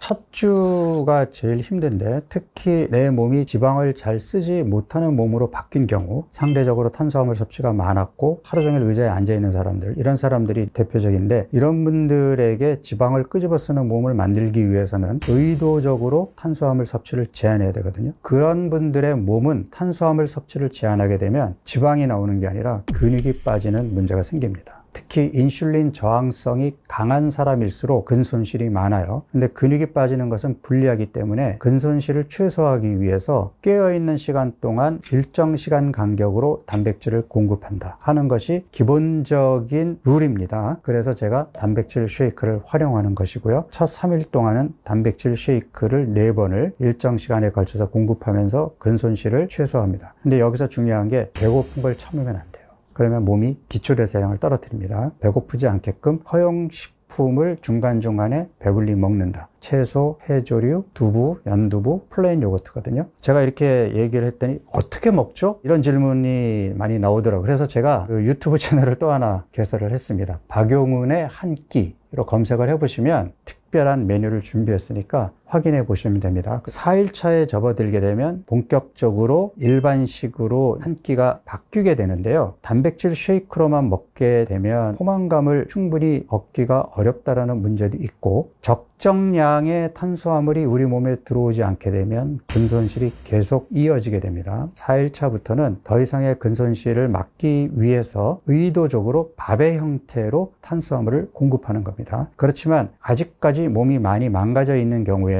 탄수화물을 제한하는 것이 좋기 때문에 나머지 3끼는 쉐이크로 먹게 하는 것이고요. 배고플 때 허용식품을 드시면 됩니다. 달걀도 허용이 되고 가슴살이라든지 수육이라든지 이런 육류도 허용이 되거든요. 음식을 먹을 수 있는 허용 범위가 넓어지기 때문에 훨씬 음식의 선택의 폭이 넓어진다고 볼 수 있죠. 1주는 지방을 끄집어 쓰지 못하는 몸을 지방을 끄집어 쓰는 몸으로 바꾸는 단계입니다. 몸이 많이 망가지지 않으신 분들은 첫 주부터 체지방이 많이 빠지는 것을 경험할 수 있을 텐데요. 반대로 지방간과 인슐린 저항성이 심한 분들은 1주가 끝나고 체지방 검사를 해보면 체지방은 많이 안 빠지고 근손실이 많은 분들도 있을 겁니다. 실망할 필요 없어요. 본인 몸이 그런 몸이니까요. 2주차부터 본격적으로 운동 자극을 주면서 먹는 것에 신경을 쓰게 되면 우리 몸은 빠르게 개선이 됩니다. 2주차에는 저녁도 일반 식사로 바뀌나 탄수화물 제한식이 되겠고요. 아침에 쉐이크 먹고 낮에 밥을 포함한 일반식을 먹고 오후에 간식으로 쉐이크를 먹고 저녁에 탄수화물을 제한한 채소와 단백질 위주의 일반 식사를 하게 되겠죠. 4끼를 먹으면서 역시 허기가 지게 되면 달걀 먹어도 되고 편의점에서 편하게 섭취할 수 있는 떠먹는 두부도 좋고 건강식으로 배불리 드시는 것은 언제든 허용입니다. 건강식을 이렇게 배불리 먹게 되면 살이 빠질까요? 몸이 건강해지면 회복력, 재생력에 의해서 건강한 몸으로 돌아가면서 불필요한 지방을 내놓게 됩니다. 그런데 흐름을 가속화시킬 수 있는 방법이 있습니다.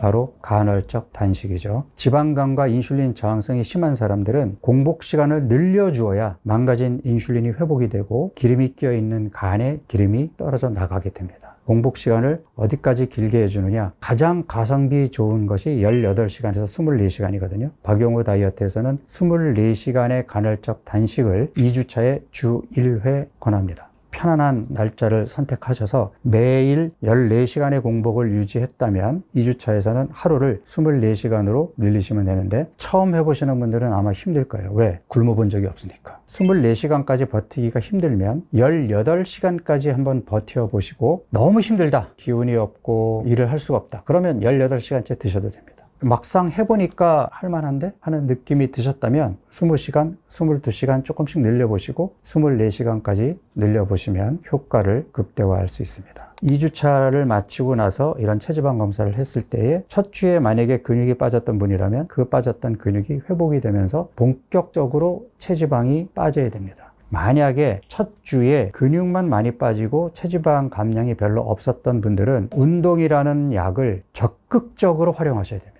첫 주, 첫날부터 운동 자극이 들어가면 결과는 훨씬 좋아져요. 근데 이제 첫날부터 탄수화물을 의도적으로 제한했는데 힘든데 운동까지 하라 그러면 더 짜증나 할까봐 적극적으로 첫 주부터 운동은 권하지 않으나 욕심을 내시는 분이라면 첫날부터 운동을 하시면 결과는 훨씬 좋아집니다. 첫 주 결과가 만족스럽지 않은 분들은 규칙적인 운동 자극이 반드시 들어가야 됩니다. 제가 권하는 운동은 고강도 인터벌 운동입니다. 걷다가 몸이 조금 워밍업이 되면 뛰는 거죠. 뛰다가 숨이 턱까지 차오르면 다시 걷고 숨이 돌아오면 다시 뛰고 중간중간에 인터벌을 두면서 하는 것이 고강도 인터벌 운동인데 헬스클럽에 가기 어렵다면 계단을 활용하셔도 돼요. 계단을 빠르게 올라가면 숨이 차잖아요. 숨이 찬 게 중요한 겁니다. 엘리베이터를 타고 내려오면서 숨을 고르고 다시 또 숨이 고라지면 다시 또 올라가면 되는 거죠. 숨이 찬 이 운동 자극을 적어도 일주일에 4번, 5번은 해야 내 몸이 바뀌는 지방대사의 스위치가 켜지는 운동 자극의 효과가 제대로 나타납니다. 저 나가서 30분 걷는데요. 운동 아니에요. 3주차는 이제 가속이 붙는 거죠. 내 몸이 본격적으로 좋아지는 시기입니다. 그래서 토마토, 단호박, 블루베리, 고구마 이런 음식들도 허용이 되고요. 그 전부터 운동을 했다면 운동에 몸이 익숙해지면서 운동 강도를 점차 높일 수 있잖아요. 운동 강도가 올라갈수록 더 빠르게 좋아집니다. 3주차에는 24시간 간헐적 단식을 이틀을 하게 되는데 연달아 하시면 안 되고 잘 챙겨 먹는 하루 이틀이 꼭 들어가야 됩니다. 3주차에 24시간 간헐적 단식을 이틀을 해도 근 손실이 거의 없는 결과를 확인할 수 있을 겁니다. 자, 3주차까지 집중해서 금기 음식을 철저하게 금하고 허용식품 범위에서 잘 챙겨 먹었다면 1차적인 성공을 이룬 겁니다. 첫 3주 동안에 예외 없이 술, 설탕, 흰밀가루 이런 금기 음식을 철저하게 끊으면서 허용식품만으로 제대로 했다면 3주 만에 만들어 놓은 그 변화는 쉽게 예전 몸으로 돌아가지 않습니다. 4주차는 그렇게 만들어 놓은 몸을 아예 확 박아놓는 단계가 되는 거죠. 3주차까지 했는데 내 몸이 발동이 걸려서 체지방도 잘 빠지고 근육은 처음에 내가 프로그램을 시작했던 수준만큼 회복이 됐고 운동도 더 하고 싶고 활력이 넘치잖아요. 그러면 4주차에는 격일 단식을 하셔도 됩니다. 24시간 간헐적 단식을 주 3회 하셔도 좋은 결과로 나올 수 있습니다. 근손실을 최소화하면서 체지방이 충분히 빠져주는 좋은 결과를 얻을 수가 있습니다. 그런데 제가 경험해 보니까 그런 분들은 채 20%가 안 되더라고요. 대부분은 첫 주에 빠졌던 근육이 2주차, 3주차까지 회복이 되더라도 첫 주에 시작할 때만큼의 근육량을 회복하지 못하시는 분들이 많거든요. 그런 분들은 욕심내지 말고 우리가 원하는 거는 체중계 눈금 체지방량이 아니에요. 건강해지는 몸이기 때문에 욕심내지 말고 3주차의 미션을 한 주 더 반복하시던가 열의가 앞서가지고 더 빼고 싶은 욕심에 먹는 게 조금 부실했고 뭐 이랬다면 2주차에 올라갔던 근육이 3주차 다시 꺾일 수 있거든요. 이럴 때는 욕심내지 말고 다시 2주차로 돌아가셔야 돼요.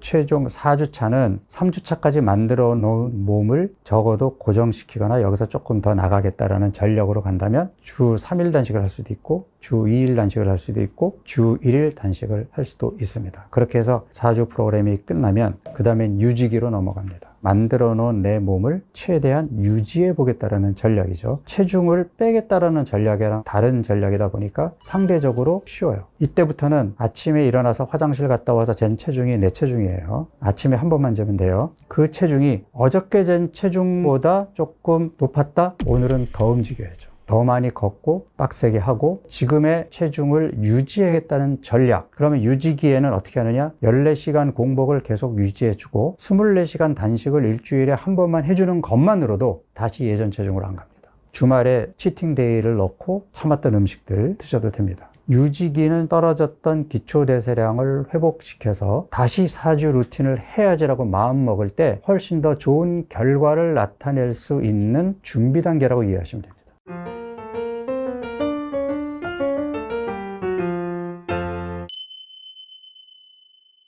제가 책에서 예외가 없어야 된다라는 것을 강조했는데 결과가 안 좋은 사람들은 거의 예외 없이 금기 음식을 먹었어요. 건강하게 만드는 과정에서 금기 음식이 들어와서 내 몸이 다시 반대쪽으로 가게 되면 어떤 일이 벌어질까요? 박용우 다이어트에서는 칼로리의 개념이 아니라 술과 과당 때문에 간이 무너졌으면 술과 과당을 끊어야 간이 빠르게 회복이 되는데, 회복이 되는 과정에 다시 술과 과당이 들어오면 얘는 다시 나빠지겠죠. 건강한 몸으로 한 발 두 발 가야 되는데 3, 4일 전으로 다시 돌아가 버리는 거거든요. 그 몸으로 돌아오기도 쉽지 않지만 여기서 나아가기는 더 어렵습니다. 요만큼 먹었는데도 안 돼요, 이런 질문을 많이 받는데 안 됩니다. 예외가 없어야 되고, 부득이 예외가 있었잖아요. 나름대로 운동을 한다고 했어도 기초대사량이 떨어졌을 거예요. 그런데 실패했다고 다시 처음부터 돌아가서 또 기초대사량이 떨어질 수 있고 근육이 빠질 수 있는 단계를 다시 한다고요? 좋은 결과가 나올까요? 내가 중간에 금기 음식을 먹어서 실패했다면 아예 유지기로 넘어가서 몸을 좀 추스리고 잘 챙겨 먹고 운동도 더 하고 해서 떨어진 기초대사량을 회복시켜 놓고, 그 다음에 주위 환경이 어느 누구도 나를 더 이상 유혹하지 못해, 나는 정말 한 달 동안 집중할 거야, 이러한 환경일 때 그때 시작하세요. 집중하셔야 됩니다. 집중하시면 놀랄만한 결과가 나올 겁니다. 그동안 단백질 쉐이크는 바디빌더, 트레이너들이 근육을 더 키우기 위해서 먹는 보충제였죠. 그분들이 먹는 단백질 보충제는 단백질과 탄수화물이 다 들어있습니다. 그래야 근육이 커지거든요. 박용구의 4주 프로그램에는 전반적으로 탄수화물 섭취는 줄이고 근손실을 최소화하기 위해서 단백질은 필요량을 적절하게 공급해 준다가 원칙인데, 온통 탄수화물 음식이지 순단백질을 공급할 수 있는 음식들이 없는 거예요. 그렇다고 내가 단백질을 먹을 수가 없으니 아침에 한꺼번에 통으로 되어 있는 단백질에서 80g을 아침에 먹고 나가겠다? 한 번에 많이 먹는 거 효과가 없거든요. 일정 시간 간격으로 필요량을 공급해 주는 것이 중요하기 때문에 이렇게 한 번에 먹을 수 있는 가루 제품이 있고 액상 제품이 있단 말이에요. 액상 제품의 특징은 먹기 편하다는 장점은 있으나 유통 보관을 편하게 하기 위해서는 보존제부터 인공 첨가물들이 많이 들어갑니다. 더 건강해지기 위해서 다이어트를 하는 건데 보존제를 포함한 인공 첨가물들이 많이 들어있는 것은 건강에 도움이 되지 않겠죠. 포로된 제품들은 인공 첨가물들을 최소화시킬 수 있다는 장점이 있고요. 그 다음에 이제 단백질이 유청단백이 있고 대두단백이 있는데, 크게 유청단백은 이제 우유에서 나온 단백이고 대두단백은 콩단백이거든요. 동물성 단백, 식물성 단백 이렇게 구분도 하는데, 유청단백, 대두단백 정도로 이렇게 순단백으로 나눠놨으면 의미가 없어요. 다만 유청단백 이 대두단백에 비해서는 소화 흡수율이 좋습니다. 그런 장점이 있다 보니까 비싸죠. 같은 유청 단백이라도 종류가 많거든요. 그러니까 사실 일반인들이 그런 것들을 다 찾아서 먹기에는 만만치가 않아요. 그래서 저는 유청 단백과 대두 단백이 적절하게 섞여 있는 것을 드셔도 좋고, 대두 단백만 드셔도 되는데 값이 싼 반면에 상대적으로 소화 흡수율이 조금 떨어질 수 있다라는 그런 문제는 있습니다. 단백질의 종류는 크게 신경을 쓰지 않으셔도 되고, 더 중요한 거는 규칙적으로 적정량을 복용할 수 있느냐, 그렇게 하기 위해서 이제 팩으로 된 제품 을 저는 권하는 거고요. 그 다음에 얼마나 먹어야 되느냐, 용량은 개개인마다 다릅니다. 우리가 일반적으로 권하는 거는 자기 체중 곱하기 0.8, 그 숫자가 하루에 필요한 최소 단백질 요구량이에요. 박용구가 권하는 것은 곱하기 1에서 1.5입니다. 내가 근육을 더 키우고 싶으면 더 먹으면 되고, 난 최소한만 먹겠어 하더라도 탄수화물 섭취를 줄였기 때문에 0.8이라는 권장량만 가지고는 안 돼요. 최소 곱하기 1 내지 1.2를 하셔야 돼요. 70kg인 몸이다. 적어도 70에서 80g을 먹어야 되잖아요. 4번에 나눠서 먹으라고 얘기했죠. 적어도 한 번에 20g을 먹어야 된단 말이에요. 지금 위 안에 들어있는 단백질이 18g이거든요. 우유나 두유에 터먹게 되면 6g이 더해져서 대략 24g이 됩니다. 아침과 오후 간식으로 두 포를 먹게 되면 적어도 50g 정도는 확보가 되는 거잖아요. 그러면 나머지 30g을 일반 음식에서 먹으면 되는 거니까 융통성이 생기는 거죠. 정말 단백질 음식을 찾기 위해서 식당을 돌아다니고 편의점을 찾아 헤매고 이럴 필요가 없는 거죠. 그런 의미에서 보충제가 도움이 될 수 있다는 거고, 뭘 선택해야 될지 잘 모르겠어요. 그러면 일단 당함량이 적고, 그 다음에 총 탄수화물 섭취량이 적으면서 양질의 단백질이 충분히 들어있는 그런 제품을 선택하시면 됩니다. 시중에 나와 있는 단백질 보충 제제 중에 제로라는 제품들이 많은데 인공 감미료가 들어있죠. 인공 감미료는 제로 콜라처럼 칼로리를 내지는 않지만 우리 몸에 들어왔을 때의 장내 미생물의 불균형을 만들 수가 있고, 길게 봐서는 대사증후군이나 당뇨병 위험을 오히려 높이는 걸로 돼 있어요. 그렇지만 당 중독이 돼 있는 사람들이 내가 콜라 중독에서 벗어나기 위해서 중간 단계에서 인공 첨가물이 들어가 있는 제로 콜라 먹겠다, 뭐 거기까지는 괜찮아요. 근데 내가 더 건강해지고 싶어서 음식을 찾는데 인공 감미료가 있는 걸 먹겠다? 권장하지 않습니다. 치료라는 개념을 한번 생각을 해볼게요. 치료라는 것은 몸이 좋아지는 게 치료죠. 지금 만성질환을 앓고 계시는 분들, 고혈압, 당뇨병 이런 질병을 앓고 계시는 분들이 병원에서 약을 드시잖아요. 치료받고 있는 건가요? 약을 먹고 몸이 더 건강해지고 날씬해지고 활기차지셨나요? 만성질환의 약물 치료를 하는 것은 그 질병으로 인한 합병증에서 최대한 멀리 가보고자 하는 노력으로 치료라는 개념보다는 관리죠. 그렇다면 내가 아직 고혈압, 당뇨병, 동맥경화 이런 질병까지 가지는 않았는데 간에 기름이 낀 지방간, 인슐린 호르몬이 제대로 작동을 못해서 생기는 인슐린 저항성, 지방간이나 대사증후군 같은 경우는 약은 없습니다. 그렇지만 치료가 가능합니다. 치료의 개념이 뭐라고요? 내 몸이 다시 좋아지고 건강해지는 거. 지방간, 인슐린 저항성, 대사증후군은 내가 한 달만 집중해서 내 몸을 건강하게 관리하면 지방간에서 벗어나고 인슐린 저항성에서 벗어날 수 있습니다. 이게 치료 아닐까요? 물론 예전의 생활 습관으로 돌아가면 몸이 야금야금 나빠지겠죠. 그러면 또다시 치료를 받으면 되지 않을까요? 여러분들이 감기 치료 받으면 평생 감기가 안 걸리나요? 1년 365일 건강 모범생으로 살 수 있다면 살찔 일도 없고 배가 나올 일도 없겠죠. 그렇지만 현실적으로 그게 가능한 얘기인가요? 저부터도 그렇게 못할 것 같거든요. 한 달만 집중해 보면 어떨까요? 그 한 달 동안 지방간, 인슐린 저항성에서 벗어날 수 있다면, 건강한 몸으로 돌아올 수 있다면, 그러면 내가 또 건강한 몸으로 어떻게든 버텨가면서 지키려는 노력을 할 수 있지 않을까요? 치료의 개념으로 4주 다이어트 프로그램을 접근하는 겁니다.